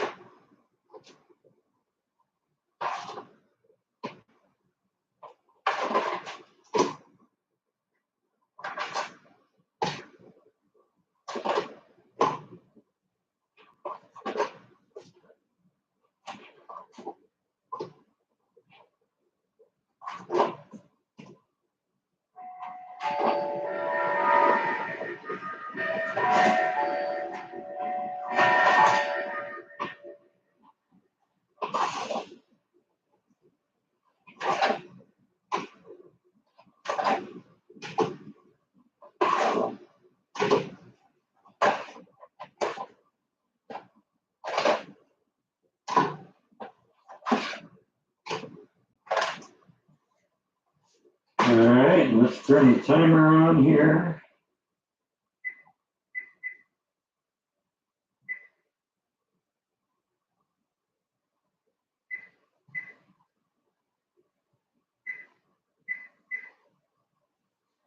All right. That's our pasta going here now. And the lasagna's already looking good, or the sauce is tasting really good, so we're good.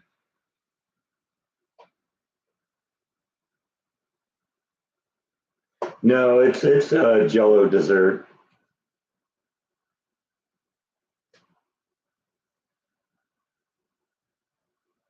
It isn't a pudding. I know, I've made that mistake before.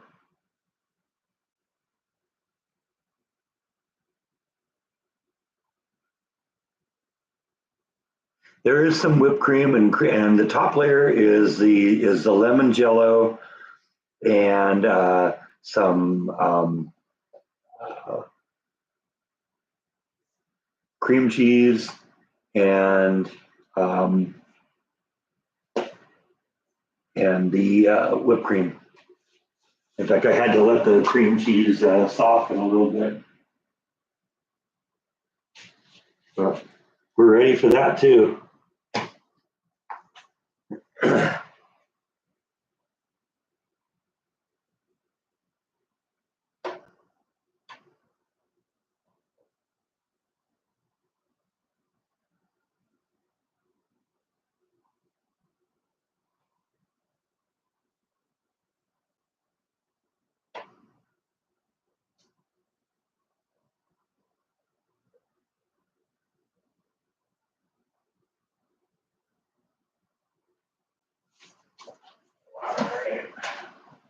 Make sure we keep this mixing here, or else it ends up all sticking together, and that's no fun. Don't like it when my pasta sticks together. Don't like it when my glasses fog up either.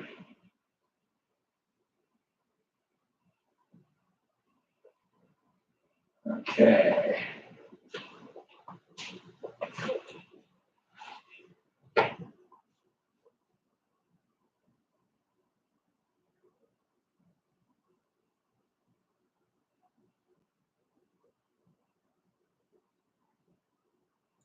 The lasagna bakes for about 45 minutes.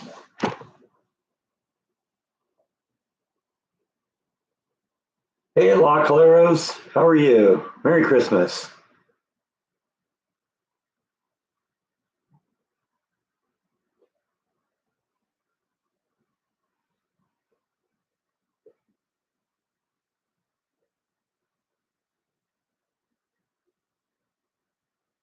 I can definitely hear the water boiling now.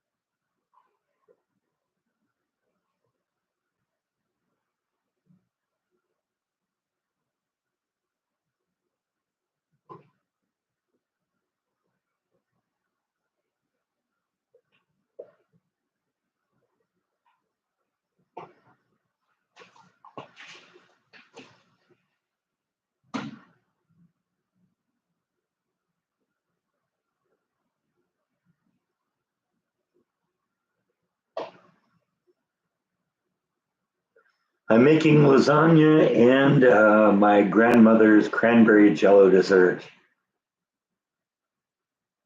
The first half of the Jello, the cranberry Jello with the actual cranberry pieces, is already in the fridge solidifying, and then the second half is lemon Jello and cream cheese and whipped cream and pineapple, crushed pineapple. So it's really good.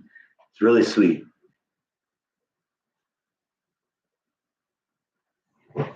Let's see, another 2.5 minutes. We may let the pasta go a little longer.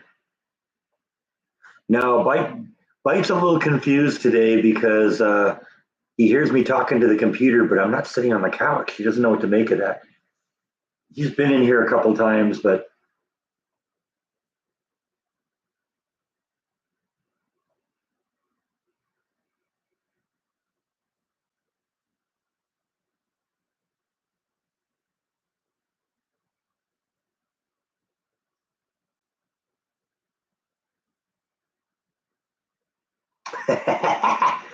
sweet.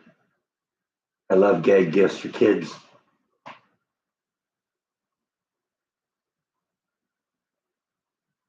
Oh, he likes Lego. I had Lego when I was a kid. I liked Lego better when it wasn't a, hey, here's this kit where you can build this one thing. My Lego was just, it was just a big box of bricks and you could just build whatever you want.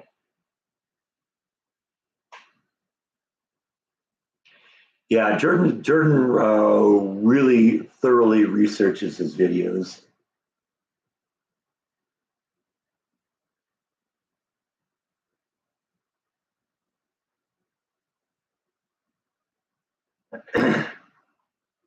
That's what makes his videos great is he becomes an expert on whatever subject he's talking about.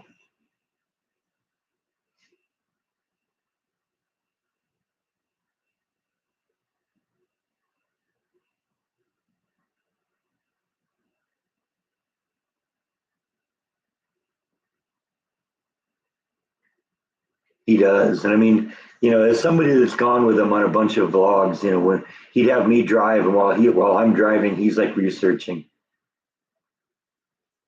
looking for videos online of people who've met the person they used to, or a place that who knows something about it.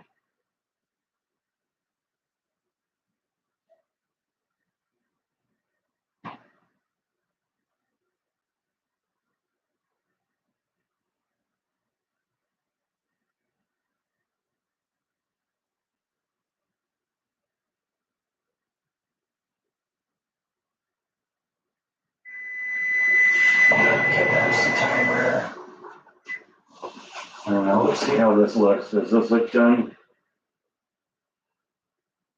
I guess it's probably done enough. So what I'm gonna do is I'm gonna pour this out into the sink, drain the pasta out.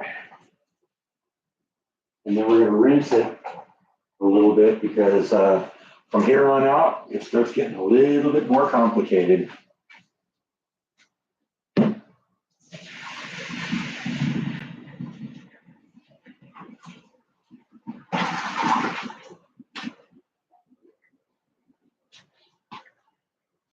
And my glasses are all fogged up.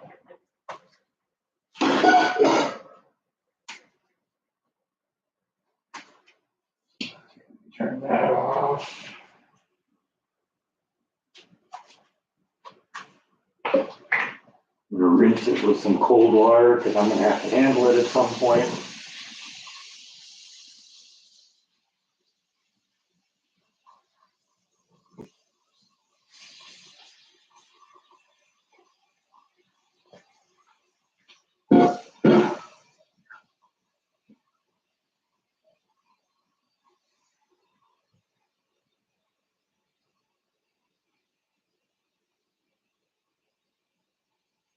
Transfer it all into the cold water here in the pot.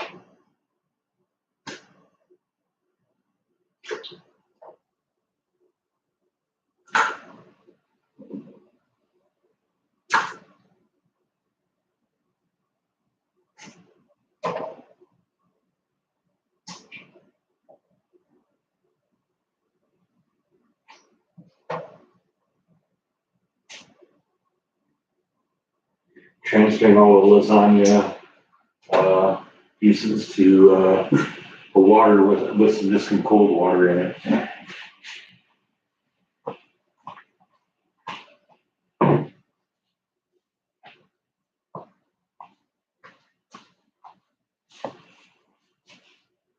All right.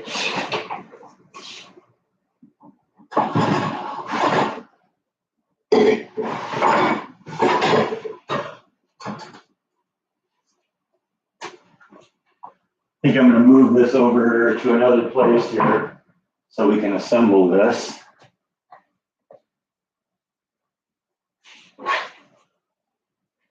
Got my 13 pans here, almost ready to go.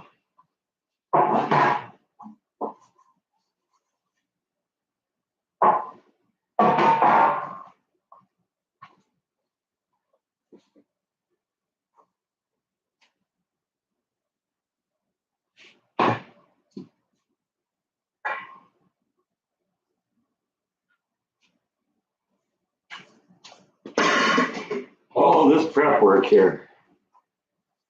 For lasagna, you're not even going to get the taste.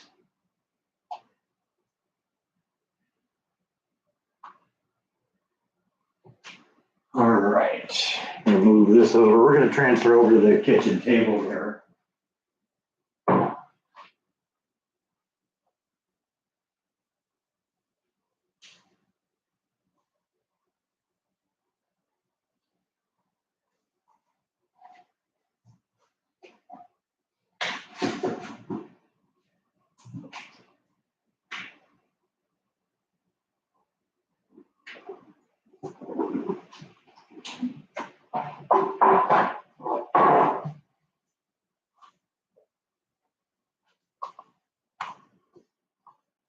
All right, so I did my best to kind of make everything as portable as I can here. And sometimes it works and sometimes it doesn't.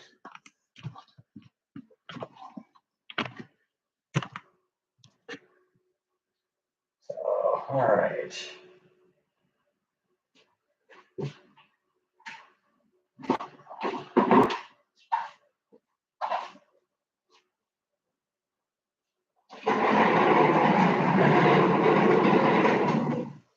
Let's get the cheese out.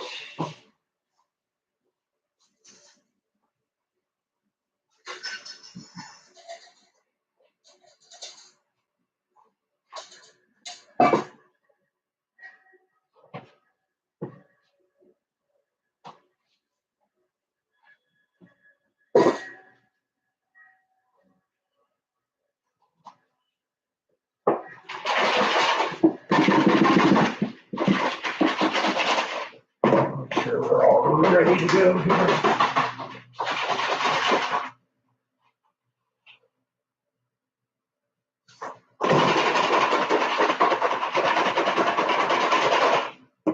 I kind of grated up the cheese beforehand, but it kind of tends to stick a little bit when you get it all together here. So, all right, first thing I need to do is get some cooking spray.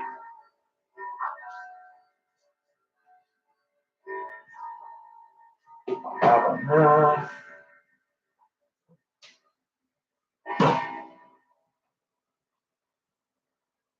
Okay, well, we'll just have to hope that's enough here. The can's almost empty, but I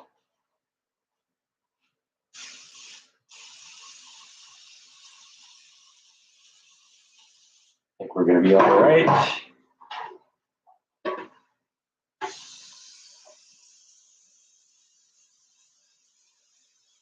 Yeah, that'll be fine.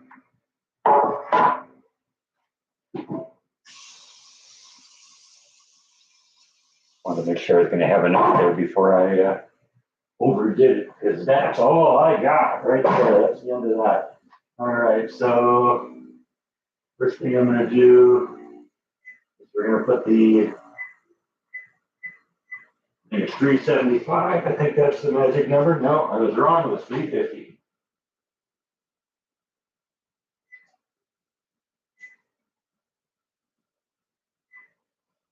So get that preheating here, because it's not going to be long before we're going to start cooking here. See a little ladle here. All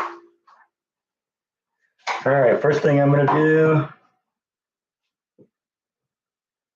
I can't get the spoon anymore. Move that out of here. I am going to get the little,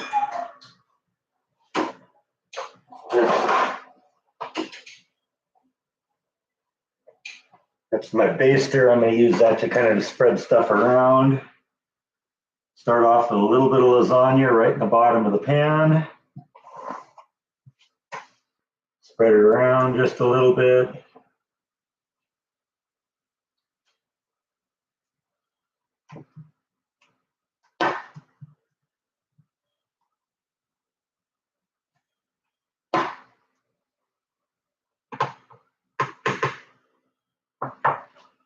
And then we're going to start putting our pasta on top.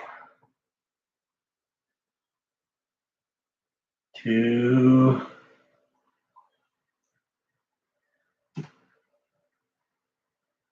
3. I'm going to get a pair of scissors here because I'm going to be cutting some of this.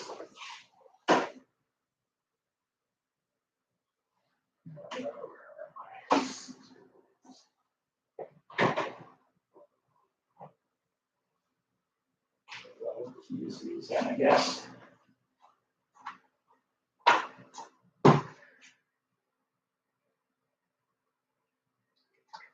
So cut one here, and that's going to go right there.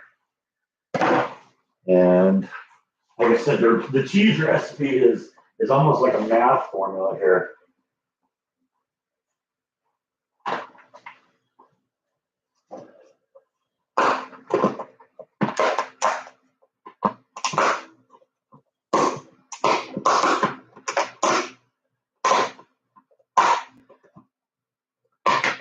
Lids are easier to get on than get off.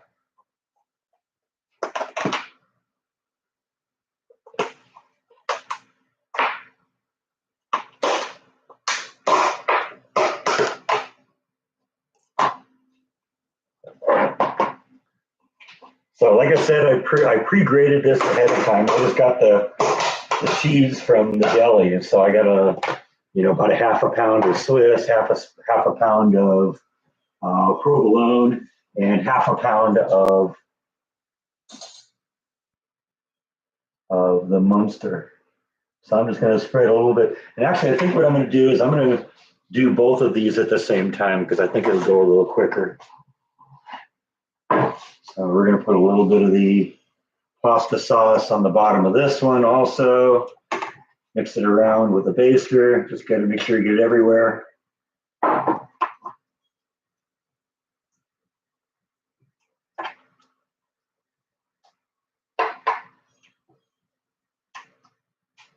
And then do our thing with the pasta here. One, two, three, and then one that we're going to cut in half. Just to make sure we get all coated on the bottom there. I don't know if you can see all that, but. All right, then we're gonna get a paper towel here because I don't want to be handling my cheese when it's wet. Or my hands are wet, you know.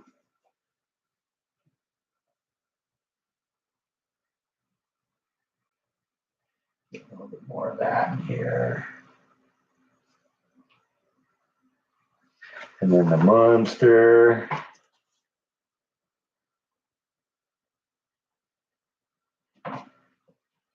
And the provolone. See, this is what makes it good.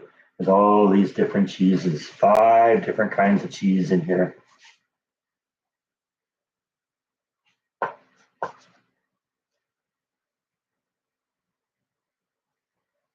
And then let's see, I got to see what the rest of this is because it says 1/3 of the mozzarella and half of the Parmesan. So here's the Parmesan.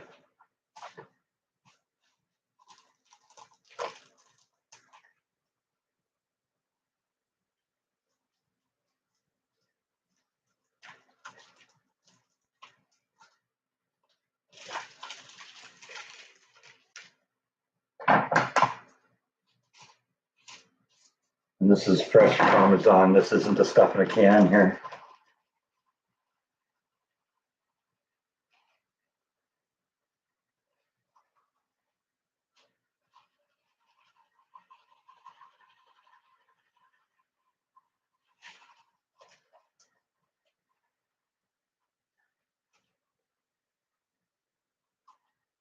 Okay, we'll put that aside.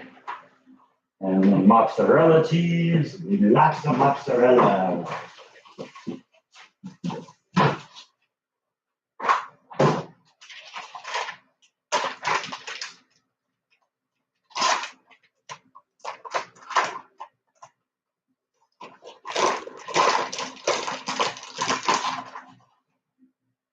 Add some mozzarella.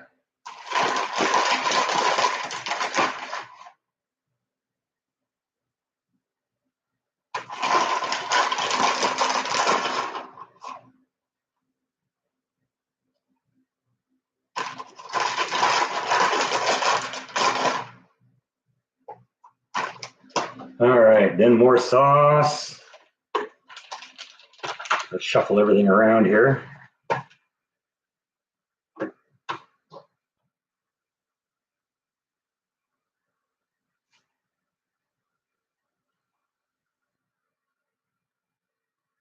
I like to get this now so it's thick enough so you can literally coat the cheese here, get it all over the place. Probably have to stir a little bit more in here, that's okay. I got lots.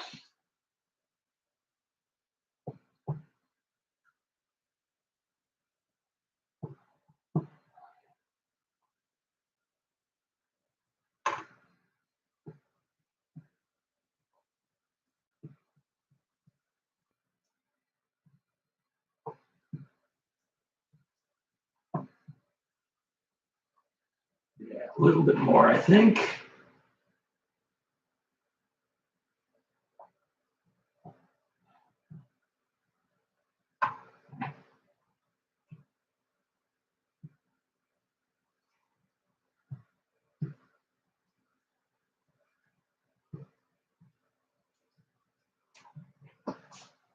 All right, we're gonna put some more in here too, because I need more in the other one. Might as well put more in here too.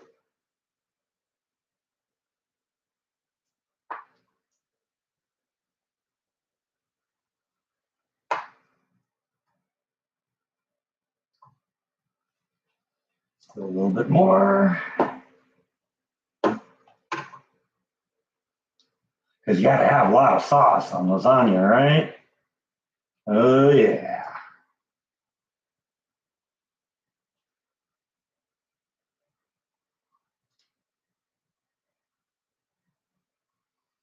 And then more pasta.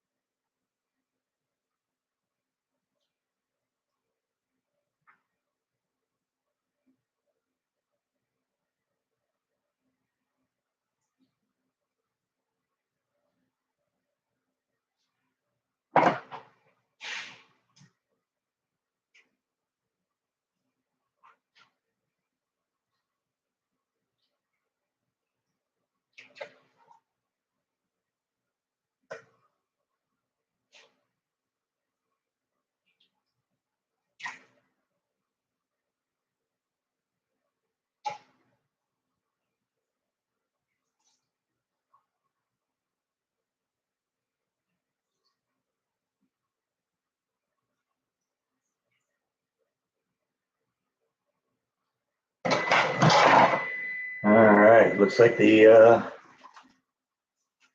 oven's about ready to go. So we'll be ready to have this thing in here in just a moment. Once again, we're going to do more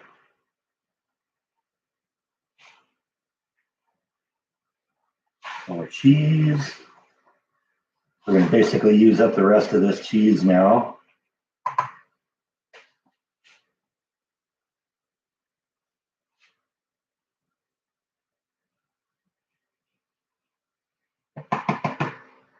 That's one.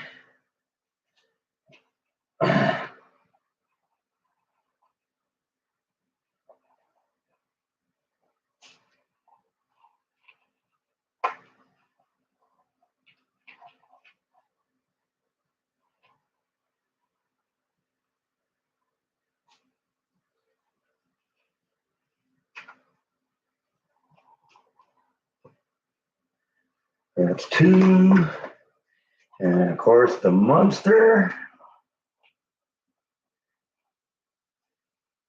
I have it on good authority. This isn't produced by the Munsters on TV. Just figured I'd be upfront about that.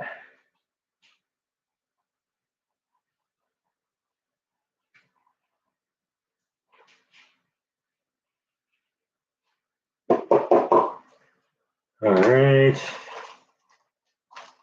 Some more mozzarella, or some more Parmesan, I'm sorry. We're going to use up the rest of the Parmesan.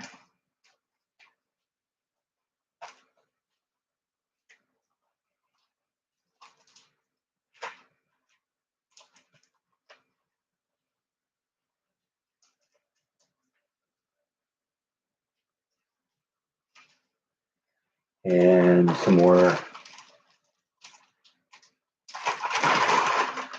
mozzarella.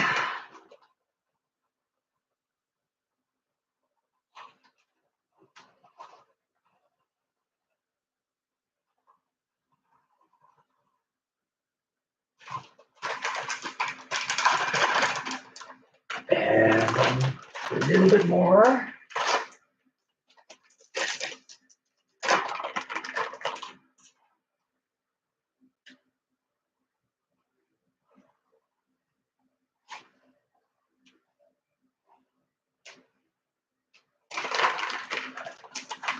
And then a little bit of pasta left here. So we're going to put another layer of pasta on here.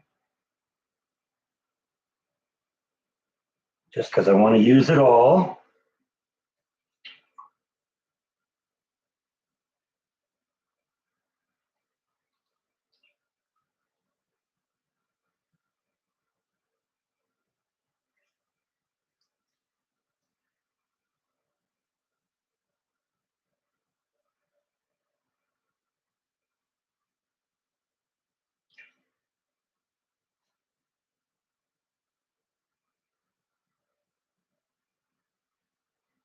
Dry my hands off here again.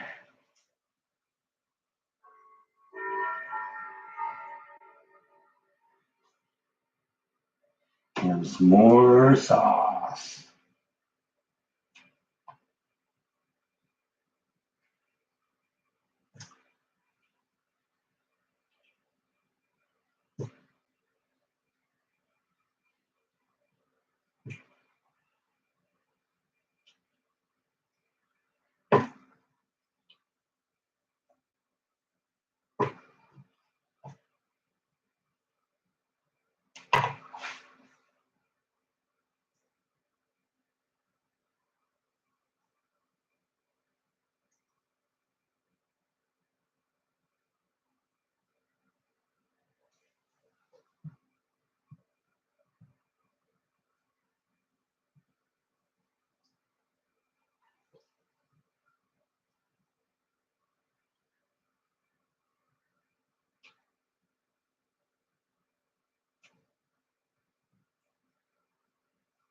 Right.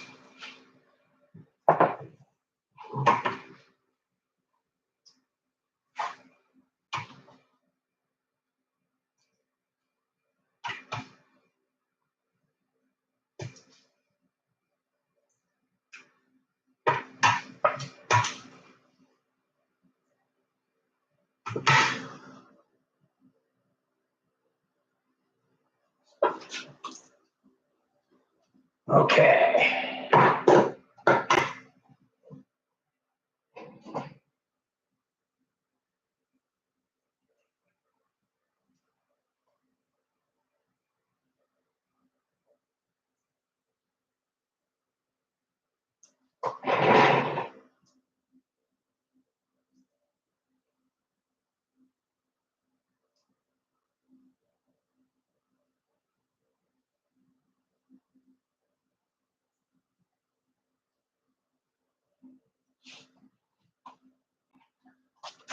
And then we're going to top it with the mozzarella.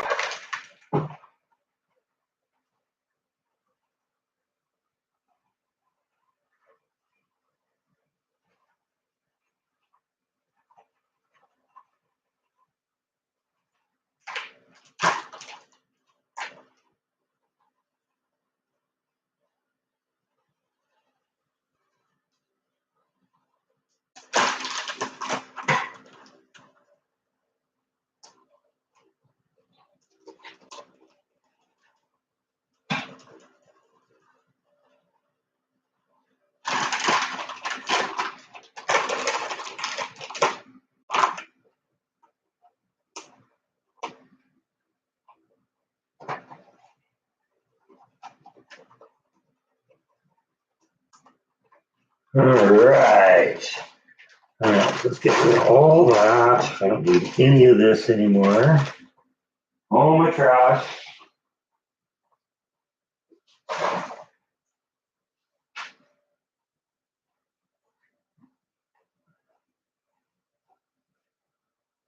Got a little bit of a mess to clean up, but that's okay. Now we're just going to throw it in the oven here.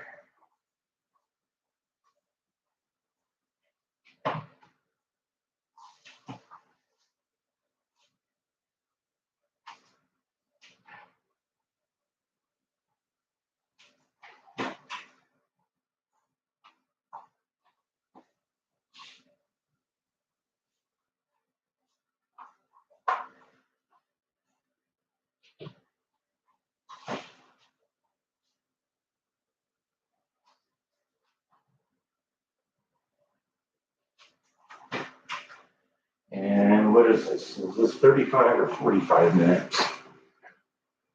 45 minutes. All right.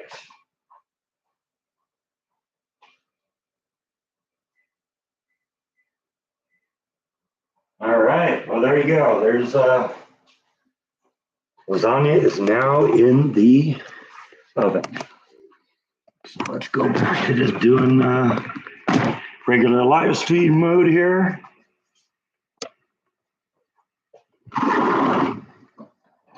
Get my chair out here because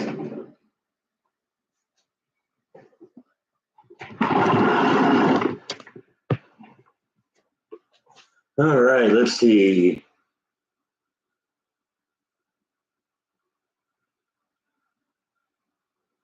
It is a lot of work. It's the most complicated recipe I do. Yeah, and that is exactly why I make two at once. I'll get 16 meals out of this thing though, so. Yeah, I've never tried cottage cheese or ricotta cheese on it.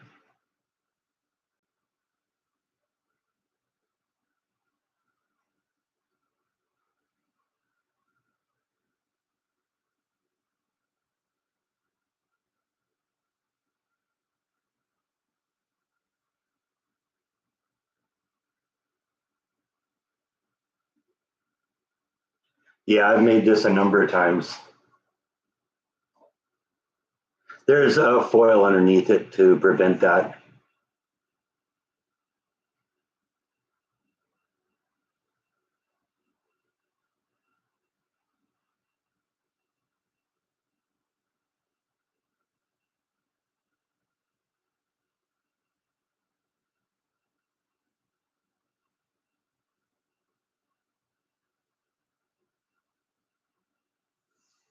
Yeah, well, like I said, that is my benchmark for lasagna. That's the lasagna I had all my life, and that's what my mom made, and it is worth it.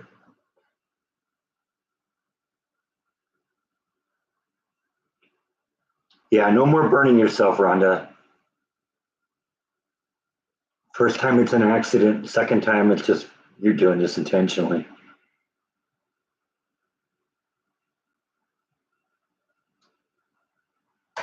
Yeah, what were the ingredients? I think let's see, did I get anything else with that? Or did I think I just got lasagna stuff. So it was, I think, $75, but there's beef, there's meat, there's pasta, there's the tomato sauce, all the ingredients. But yeah, a little pricey, but like I said, I'll get 16 meals out of this.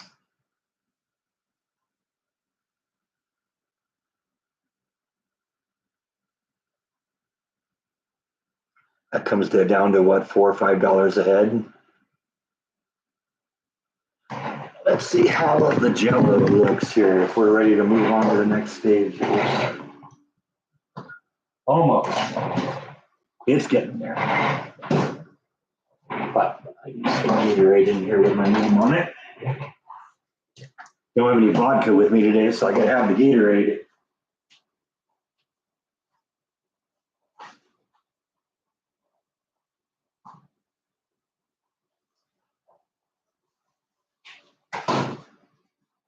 Some more in the fridge though, because I like cold Gatorade. For some reason, it just tastes better.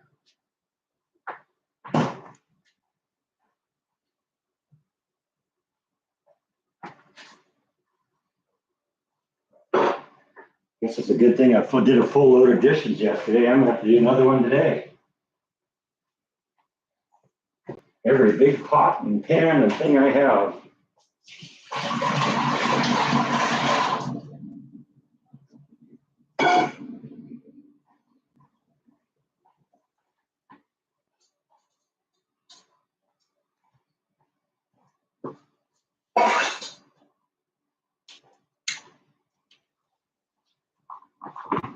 See, the truth is, if I do this on a video, you don't have to watch all this nonsense in between.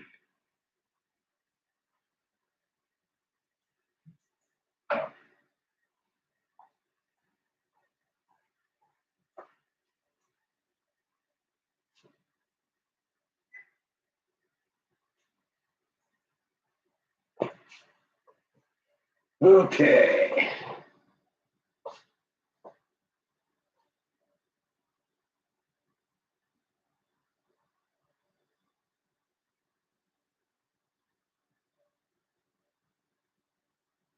Yeah, I don't do a whole lot of cooking live streams. I think this is the second one. I did one, I think, a couple of years ago when I was still in the apartment.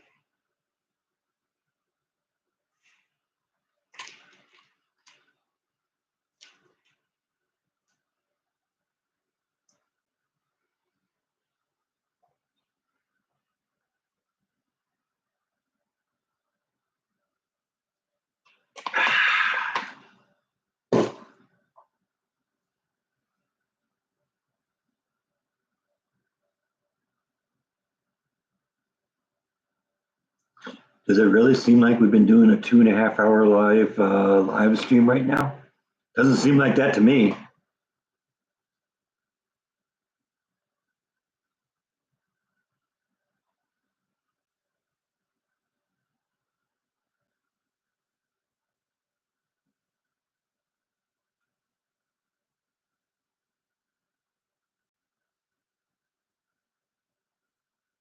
Everybody wants me to really have some vodka, don't they?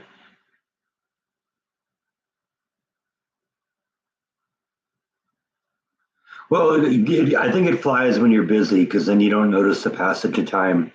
We've done a lot.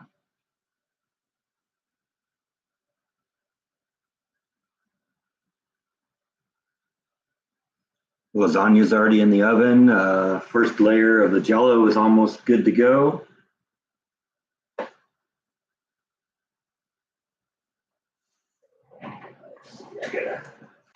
Let me review what I have to do for this here.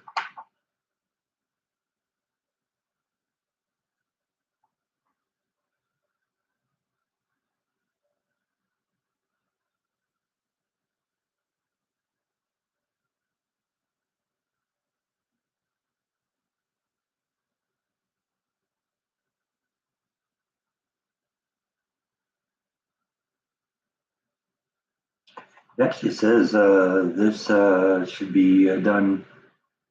Wow, that's still cool in here. So actually, I am going to, I think, start with the second part of the Jello because I have to cook it, let it kind of cool down, and then put like the whipped cream in it. So that's all. I think I always think about this when I'm doing this. Well, if I'm putting warm Jello, warm yellow Jello on the cranberry Jello, isn't it going to kind of soften the cranberry Jello? I was like, well, apparently what you do is you cook it and then let it cool off on its own. So I'm going to get going with the lemon Jello. Actually, I'm just going to go with a small pot this time because I only need a cup of water this time.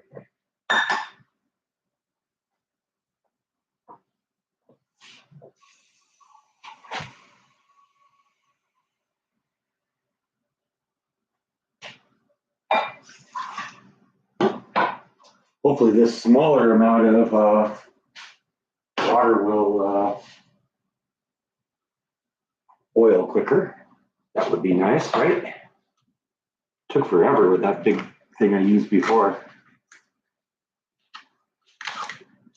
It's funny, the instructions for the Jello say use the large packages, and all I could find was the small packages, but the large package is like 6 ounces and the small packages are 3 ounces. So, you know what? I just did the math. Yeah, there you go. Algebra did actually come in handy.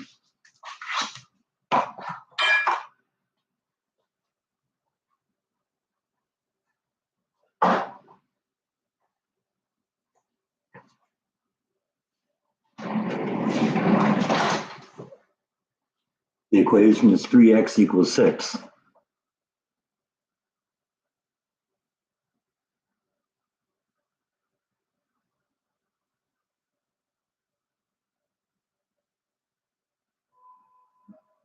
Yeah, the first half of the Jello is still in the fridge.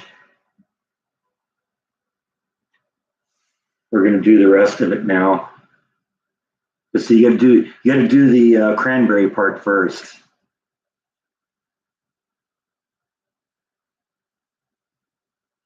Yeah, 3x equals 6. So divide by 3 on both sides, cancels out the 3 and the 3x, and x equals 2. I didn't like it that much when I did it in high school, but when I took it again in college, it's like, okay, yeah, I see this. This is pretty easy to do.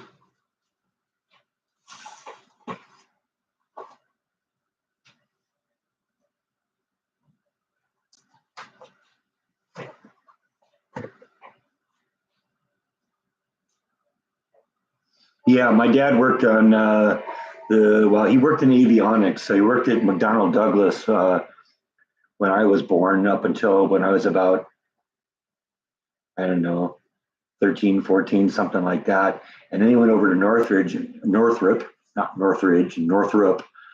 And he worked on a stealth bomber. So yeah, he was an engineer.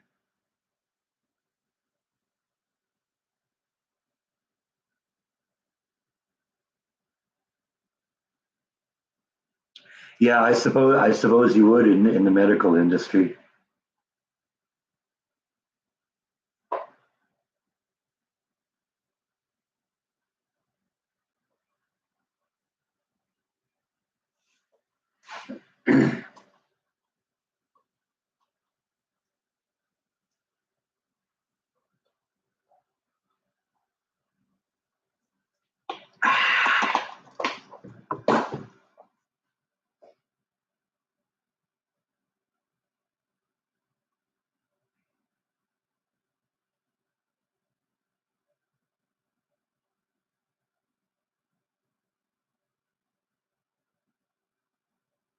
Yeah, and you dose somebody wrong on chemo, that's bad.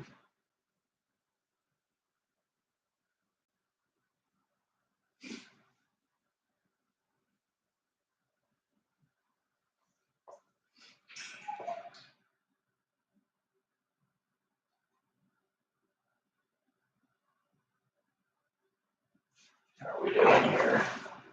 Oh yeah, doesn't take long to boil a cup of water.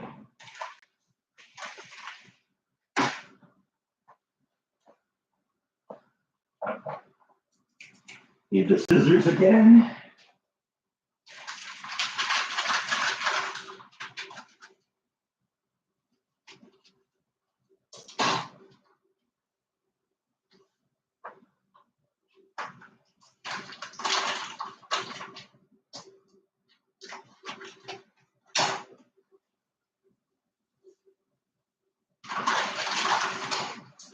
Now we're not adding any sugar this time because the point of the sugar in the raspberry is the raspberries tend to be a little tart if you don't put sugar in it. But the sweet flavor of this is going to come from the pineapple juice. That's also why I'm mixing the Jello a little thin because usually you'd use more than a cup of water. Usually be a couple of cups of water.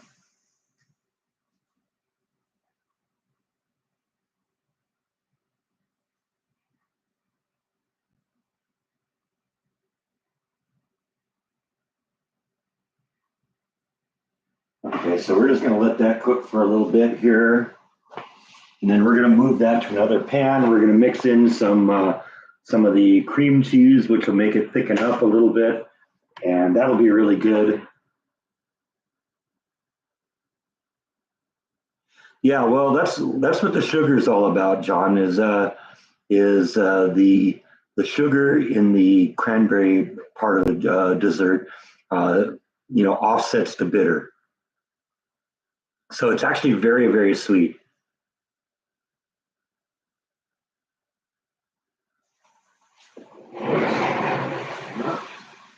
Overcooking a little bit here.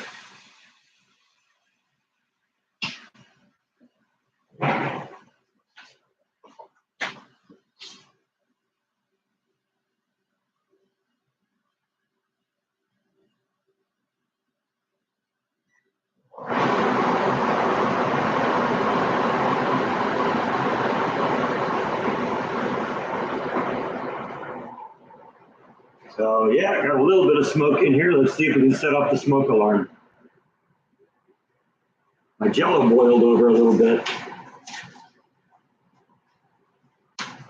but it's okay. We'll live.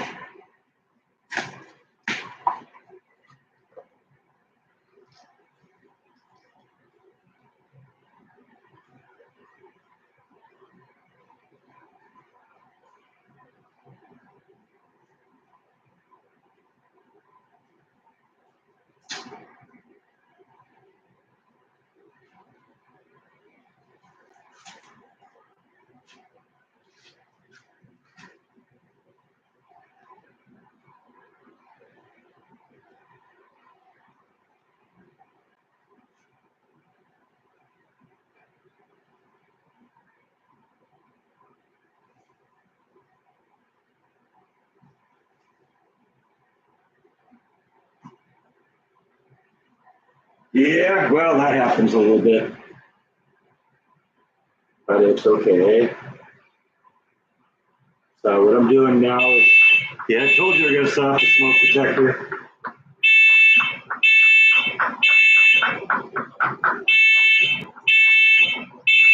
It ain't Christmas till you set off the smoke detector, right?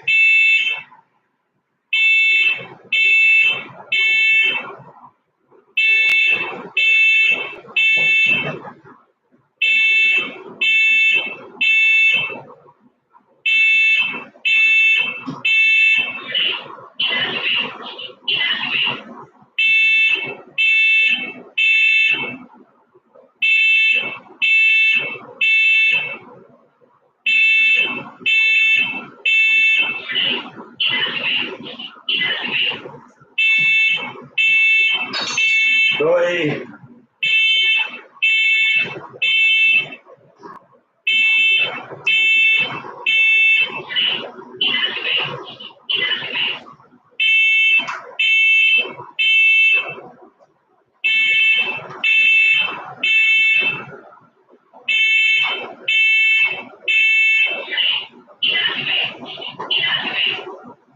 Evacuate, evacuate, we're all gonna die.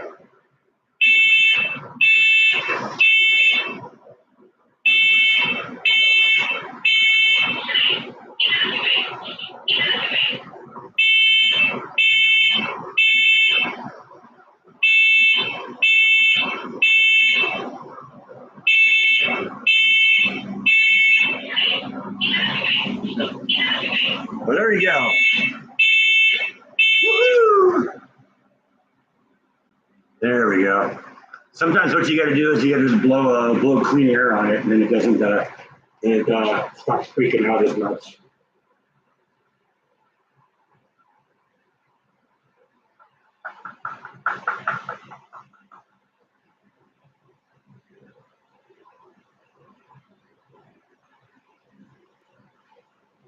What I'm doing now is I'm mixing in the cream cheese, kind of just blending it in.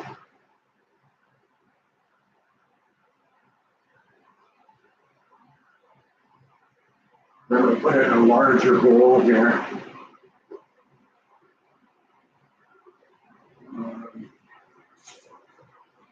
That one.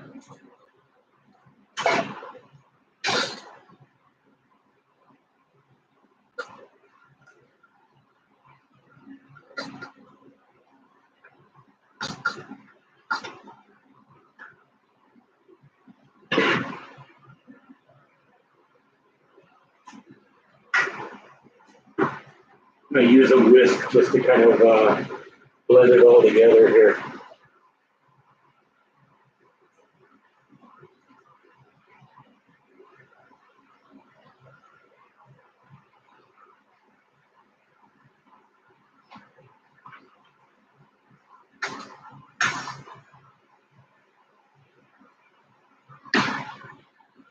And let's see, let's just put this up here so you can kind of see a little bit what's going on here.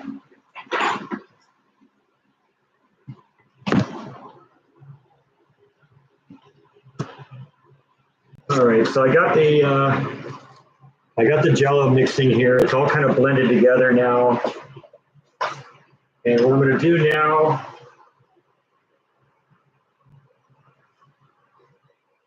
Turn off some of the noise makers now that the fire's out.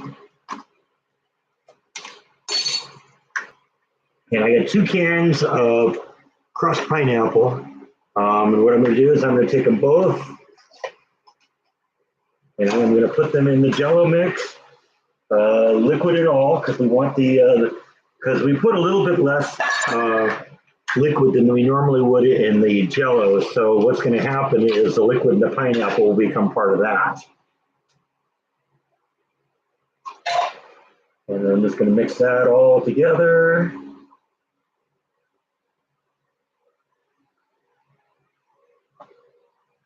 This is really, really good. I know Rhonda doesn't like Jello, but that's okay. That just means there's more for the rest of us, right? Okay, so we're gonna let that cool off a little bit.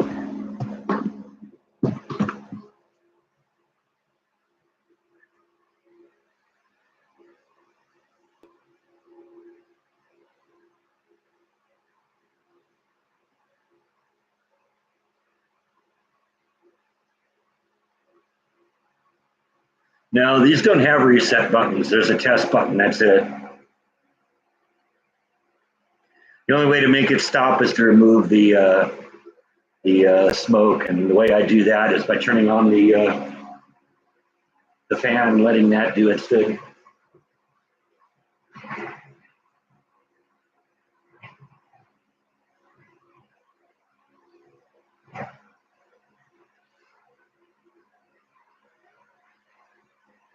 You don't really taste the cream cheese. The cream cheese just kind of thickens stuff up.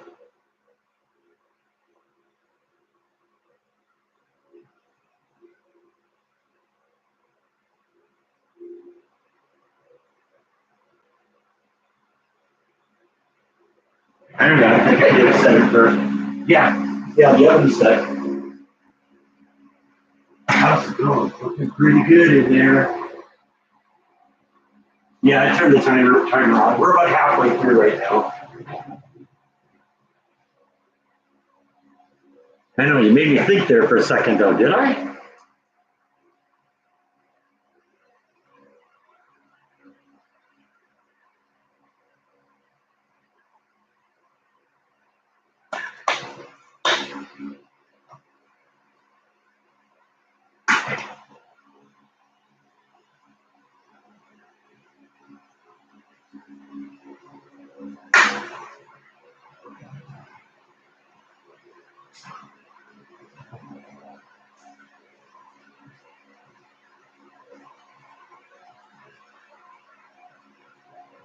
Sorry, I got a little bit of the Jello mix on the counter, and every time I put my hand on the counter, my hand gets all sticky.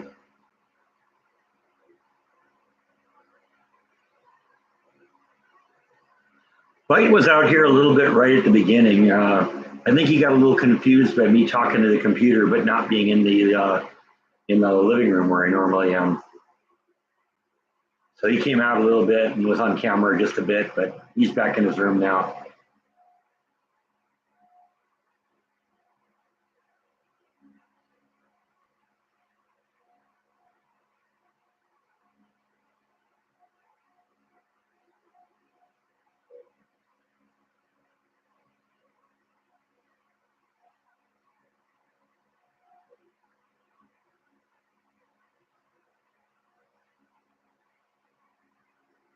Yeah, I got a lot of dishes I gotta do. I guess we could probably turn this thing off now. The tragedy is over. No lives were lost this time.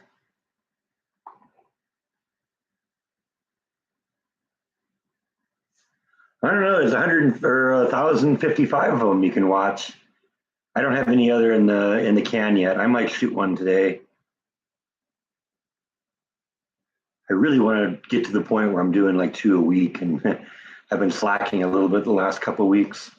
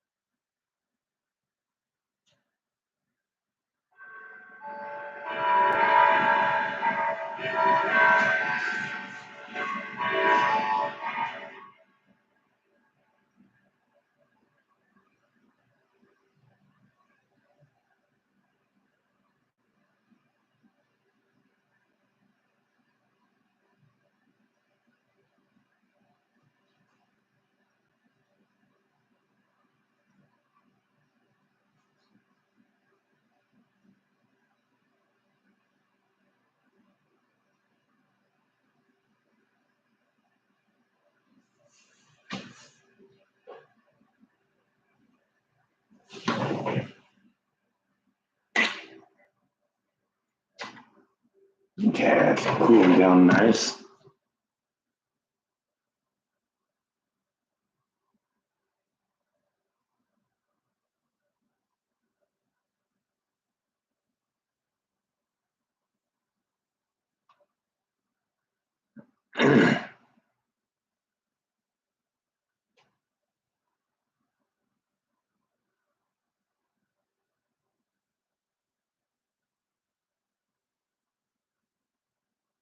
Yeah, I watched Christmas Vacation early in the season, probably like Thanksgiving weekend or something.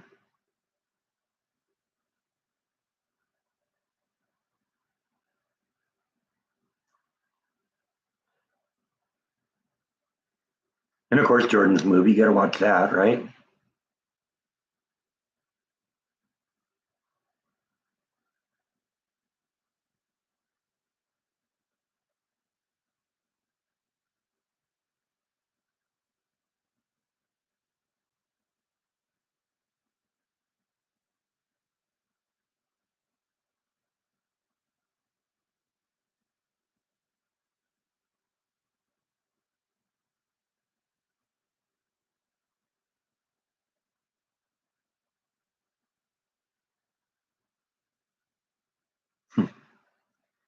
Yeah, that is a great one.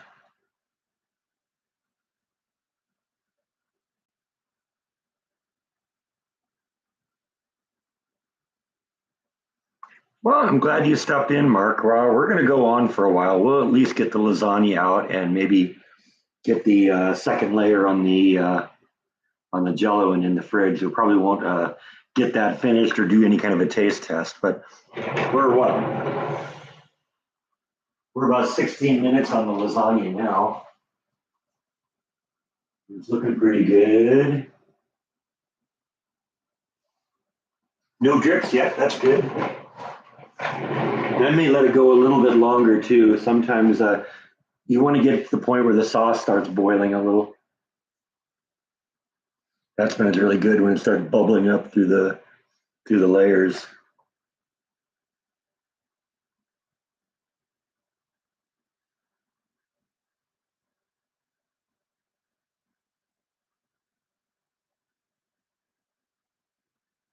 Yeah, Chevy Chase has his moments. You want to come over and do mine, Rhonda?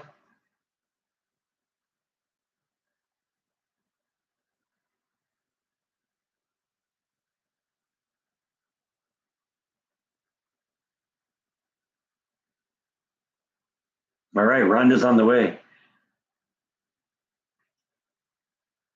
Can bring Jessica too. This place needs a good vacuuming.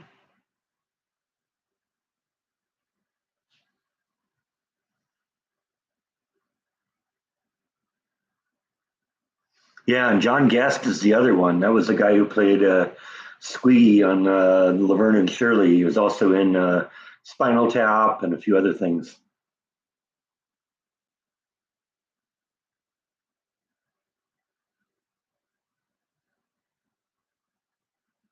I don't know. What do you want to do, Logan?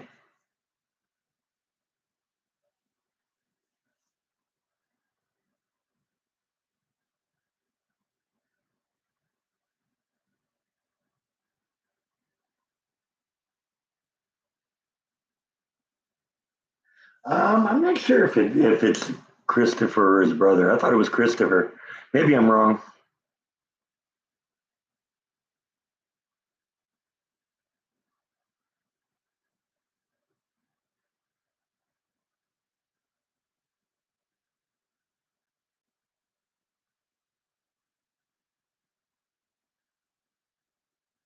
Definitely looks like him.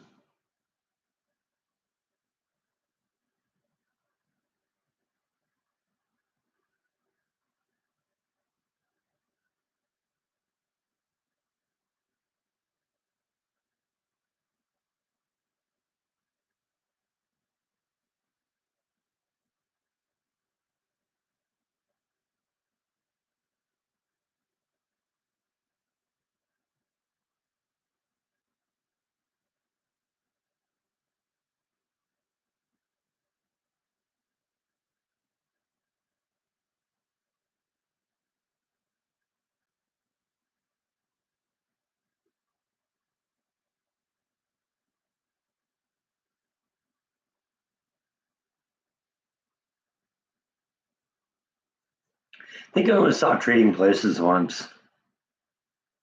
I think I saw that at Jordan's once. He had it streaming or something like that.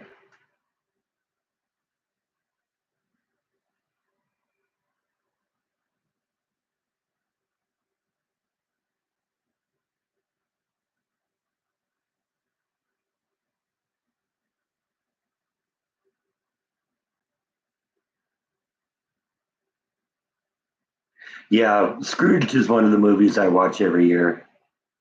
I saw that a week or two ago. That's a great movie.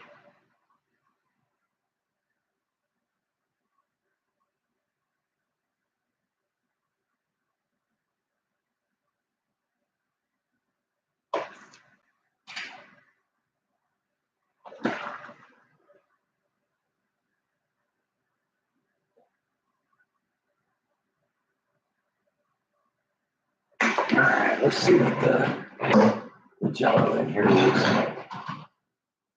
Oh, yeah, I think that's about ready. All right. Well, beauty is I'm not going to be able to start any more fires on this.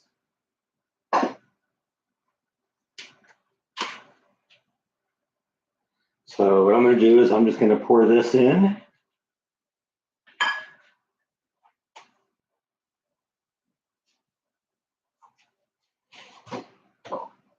And I'm actually going to use a little spatula to kind of slow down the impact a little bit.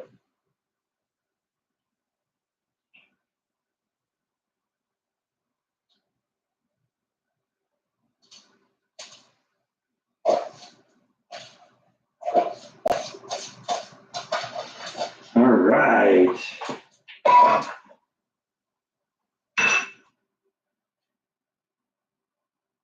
So there is that. We're going to put that back in the fridge, let it solidify. And that will be dessert tonight. Although oftentimes it just gets served right with the lasagna. So there we go. All right, everything is just the Jello's in now, ready to go. All I got to do is put the ready whip on it, and we should be ready to go.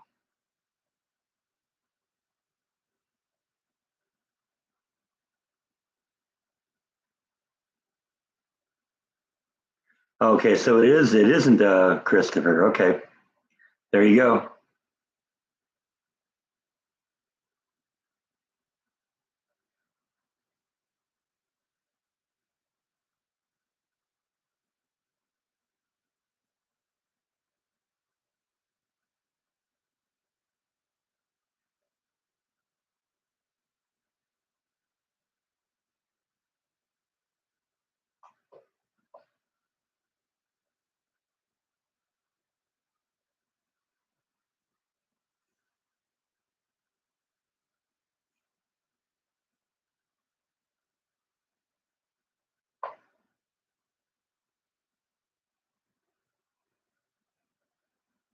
I made enough food to serve an army of 16.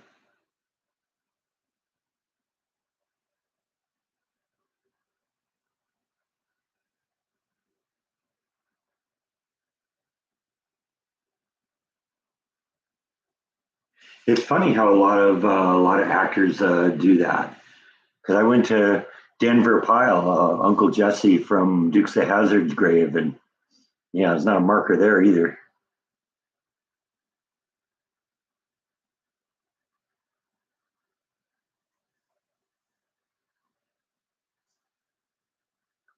All right, 1600 Pennsylvania Avenue. Ask for Brandon. Not going to be there for much longer though.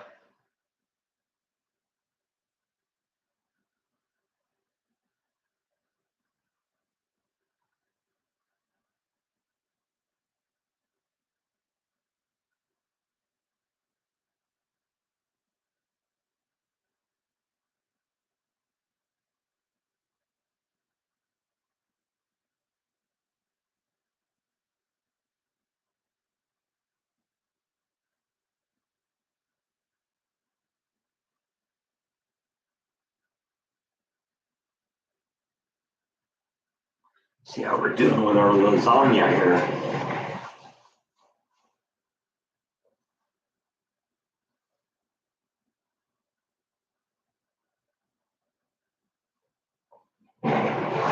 Coming. Not bubbly yet. I like to get it a little bit bubbly first.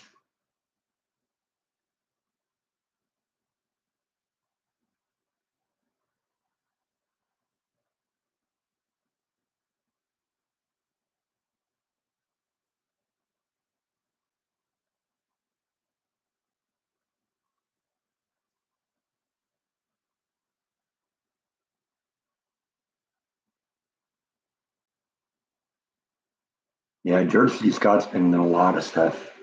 What did I just see him in recently that you wouldn't think of? I mean, he's in True Lies. He's in um, Doctor Strangelove. I always like him in that. Right. Yeah, I forgot about the fire starter. Yeah, you're right. I saw him in that too.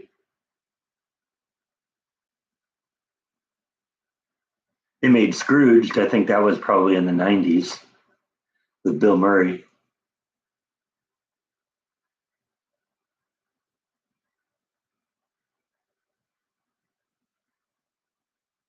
Yeah, he was great in Patton.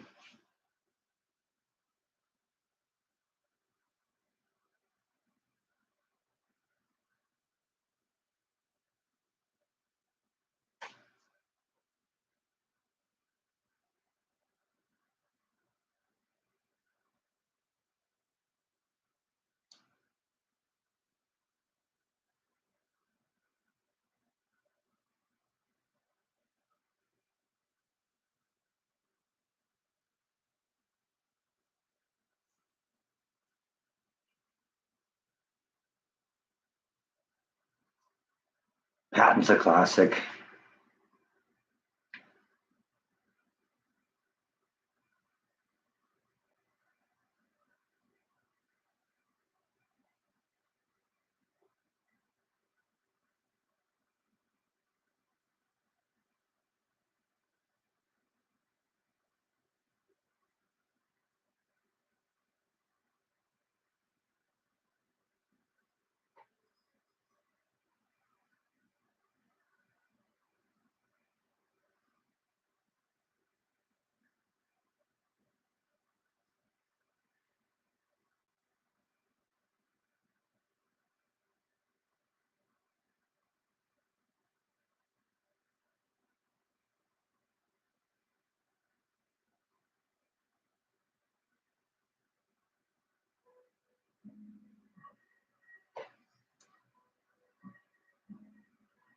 I've worn Roy Orbison's glasses.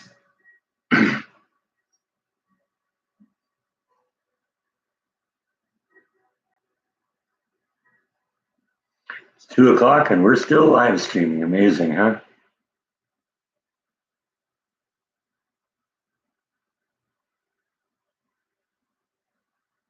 Zappa was great too. Yeah, yeah, they're Coke bottle glasses. He was really blind.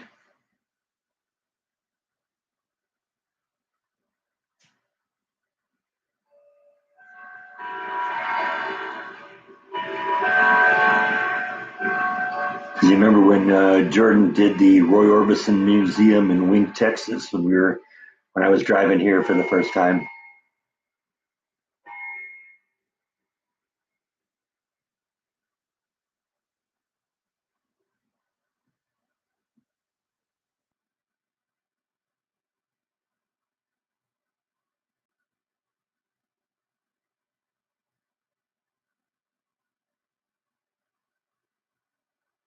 What am I doing today? I'm doing a live stream, cooking lasagna. I don't know. I haven't figured out the rest of it.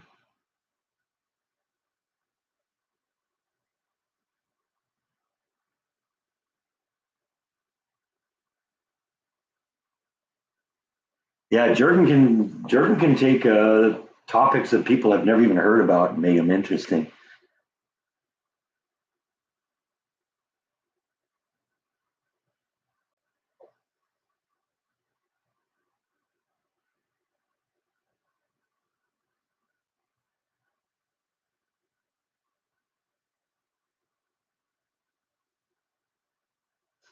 I may do that too, Lindex.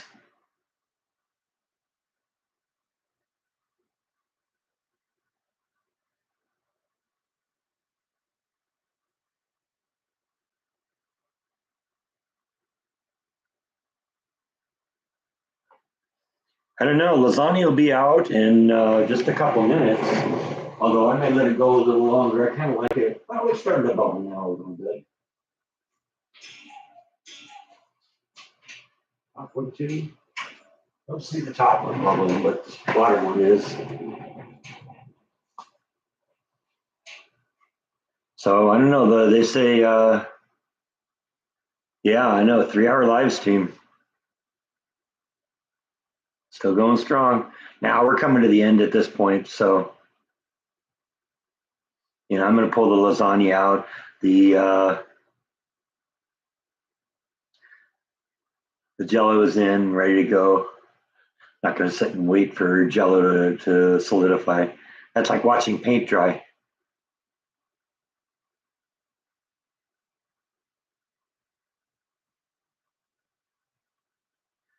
Yeah, nice little change in with the hallway and painting and stuff like that. It makes it feel like you're in a whole new house.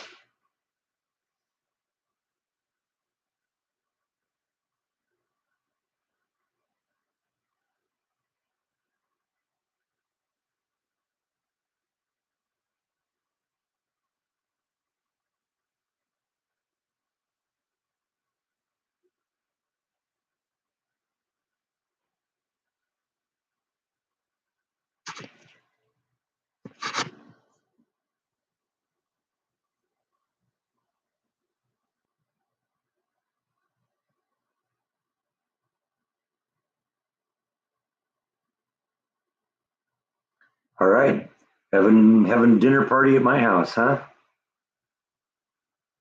Probably eat about five. So there's your cue.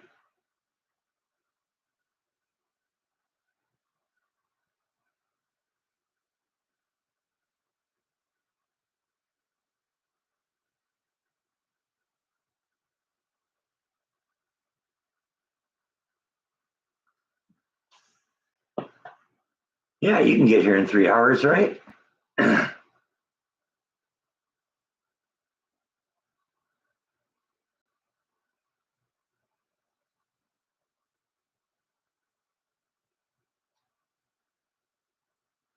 think we're about to lose Rhonda. You drive it in 3 hours. Yeah, no problem. 400 miles an hour, you'll make it. All right. So there's the lasagna. Ooh. Every time we get close to it, it fogs up my glasses. Now, what I need to do is I need to take the lasagna out, let them rest for about 20 minutes, and then they'll be ready to go.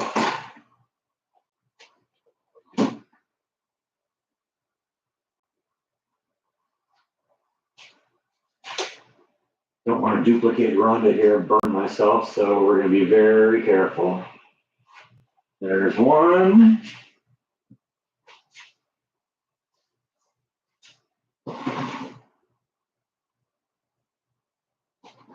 And the other.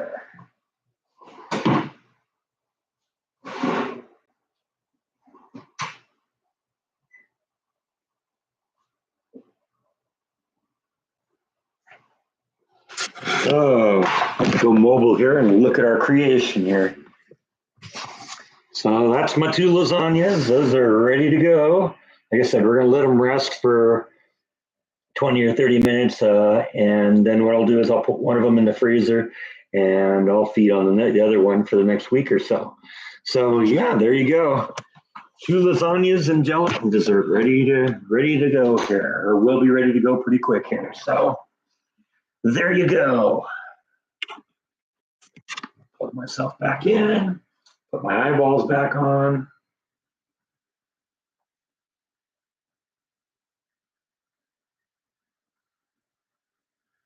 Yeah, I don't like the cabinets though when you look at them up close.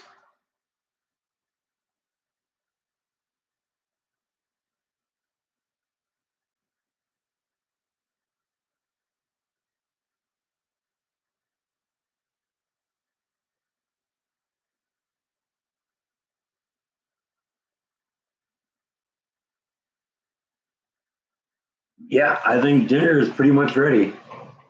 Like I said, we're not going to have anything for a couple hours, but those are going to be amazing. They always are.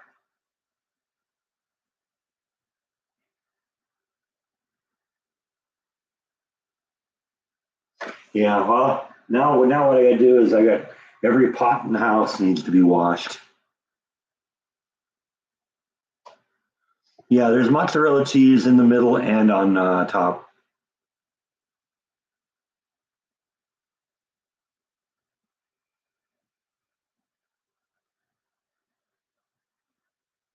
Yeah, but you didn't have to do a live stream.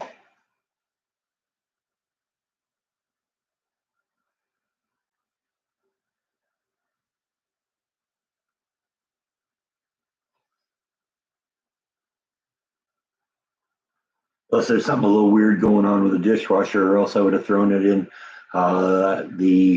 The main circulation pump, I think, has got something stuck in it, or is in the verge of going out. So it's really loud when I run it. I wouldn't want to run a live stream and have the thing going the whole time.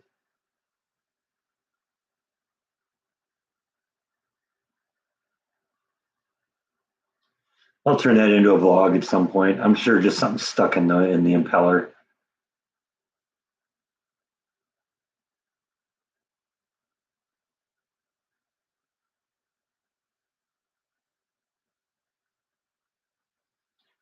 So far, I've been lucky with mine. I've been able to repair the problems on mine.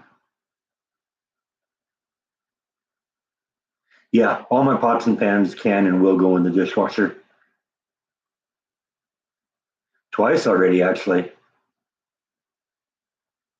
One time I had a leak because the heater, the gasket on the bottom of the heater wasn't keeping water in there real well, so I had to replace the heater.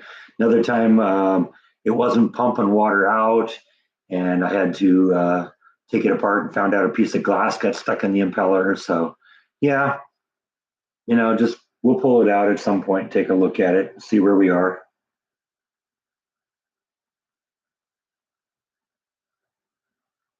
Sure, cheaper to fix them than to replace them, though.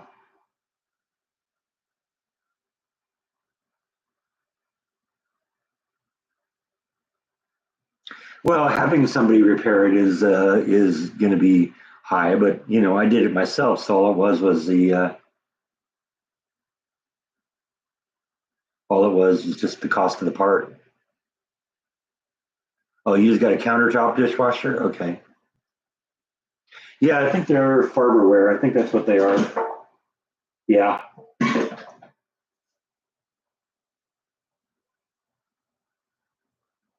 it's good just to be able to kind of figure that stuff out. I don't really necessarily have handyman skills. I know how things work and have pretty good troubleshooting skills.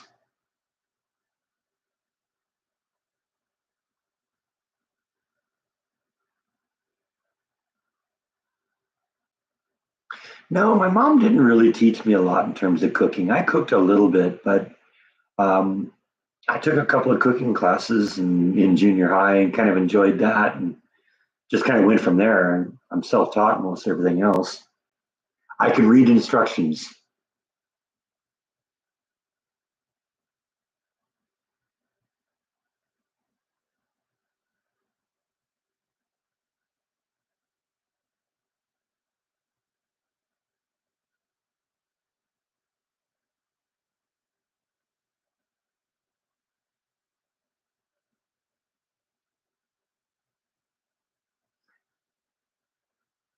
Yeah, I think in terms of the Farberware, I think my mom got me my first pots, and I still have them. That stuff lasts forever. And I actually got two sets of things, so that's so I can do big projects like this where I got to cook a whole bunch of things all at once.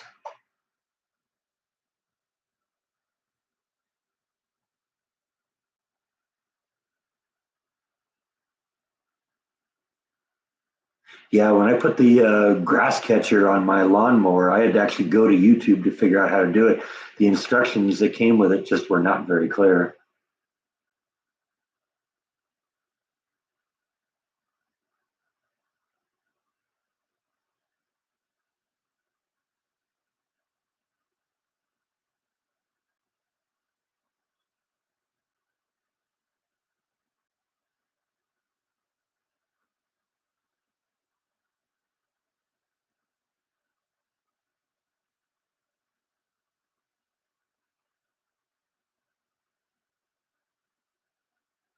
I've heard of triclad. Is that good? Those are non-stick, aren't they? I have a couple of non-stick pieces.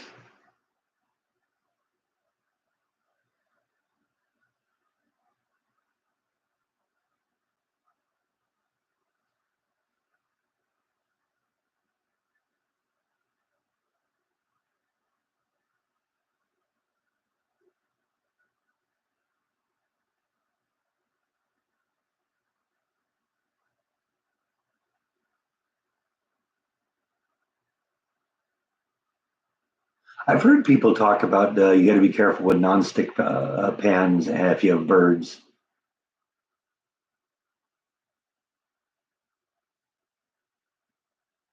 Hello, Mickey Finn. How are you?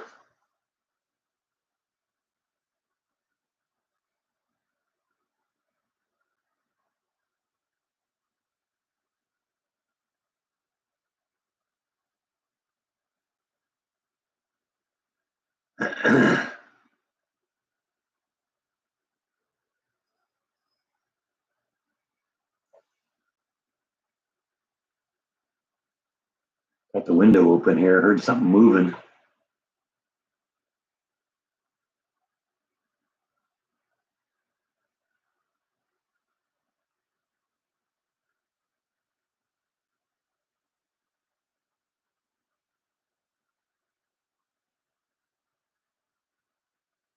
No, probably just going to relax and kick back. I don't know. Maybe might go out and go look for some decorated houses. There's that one village that I've been to before that the whole neighborhood does stuff.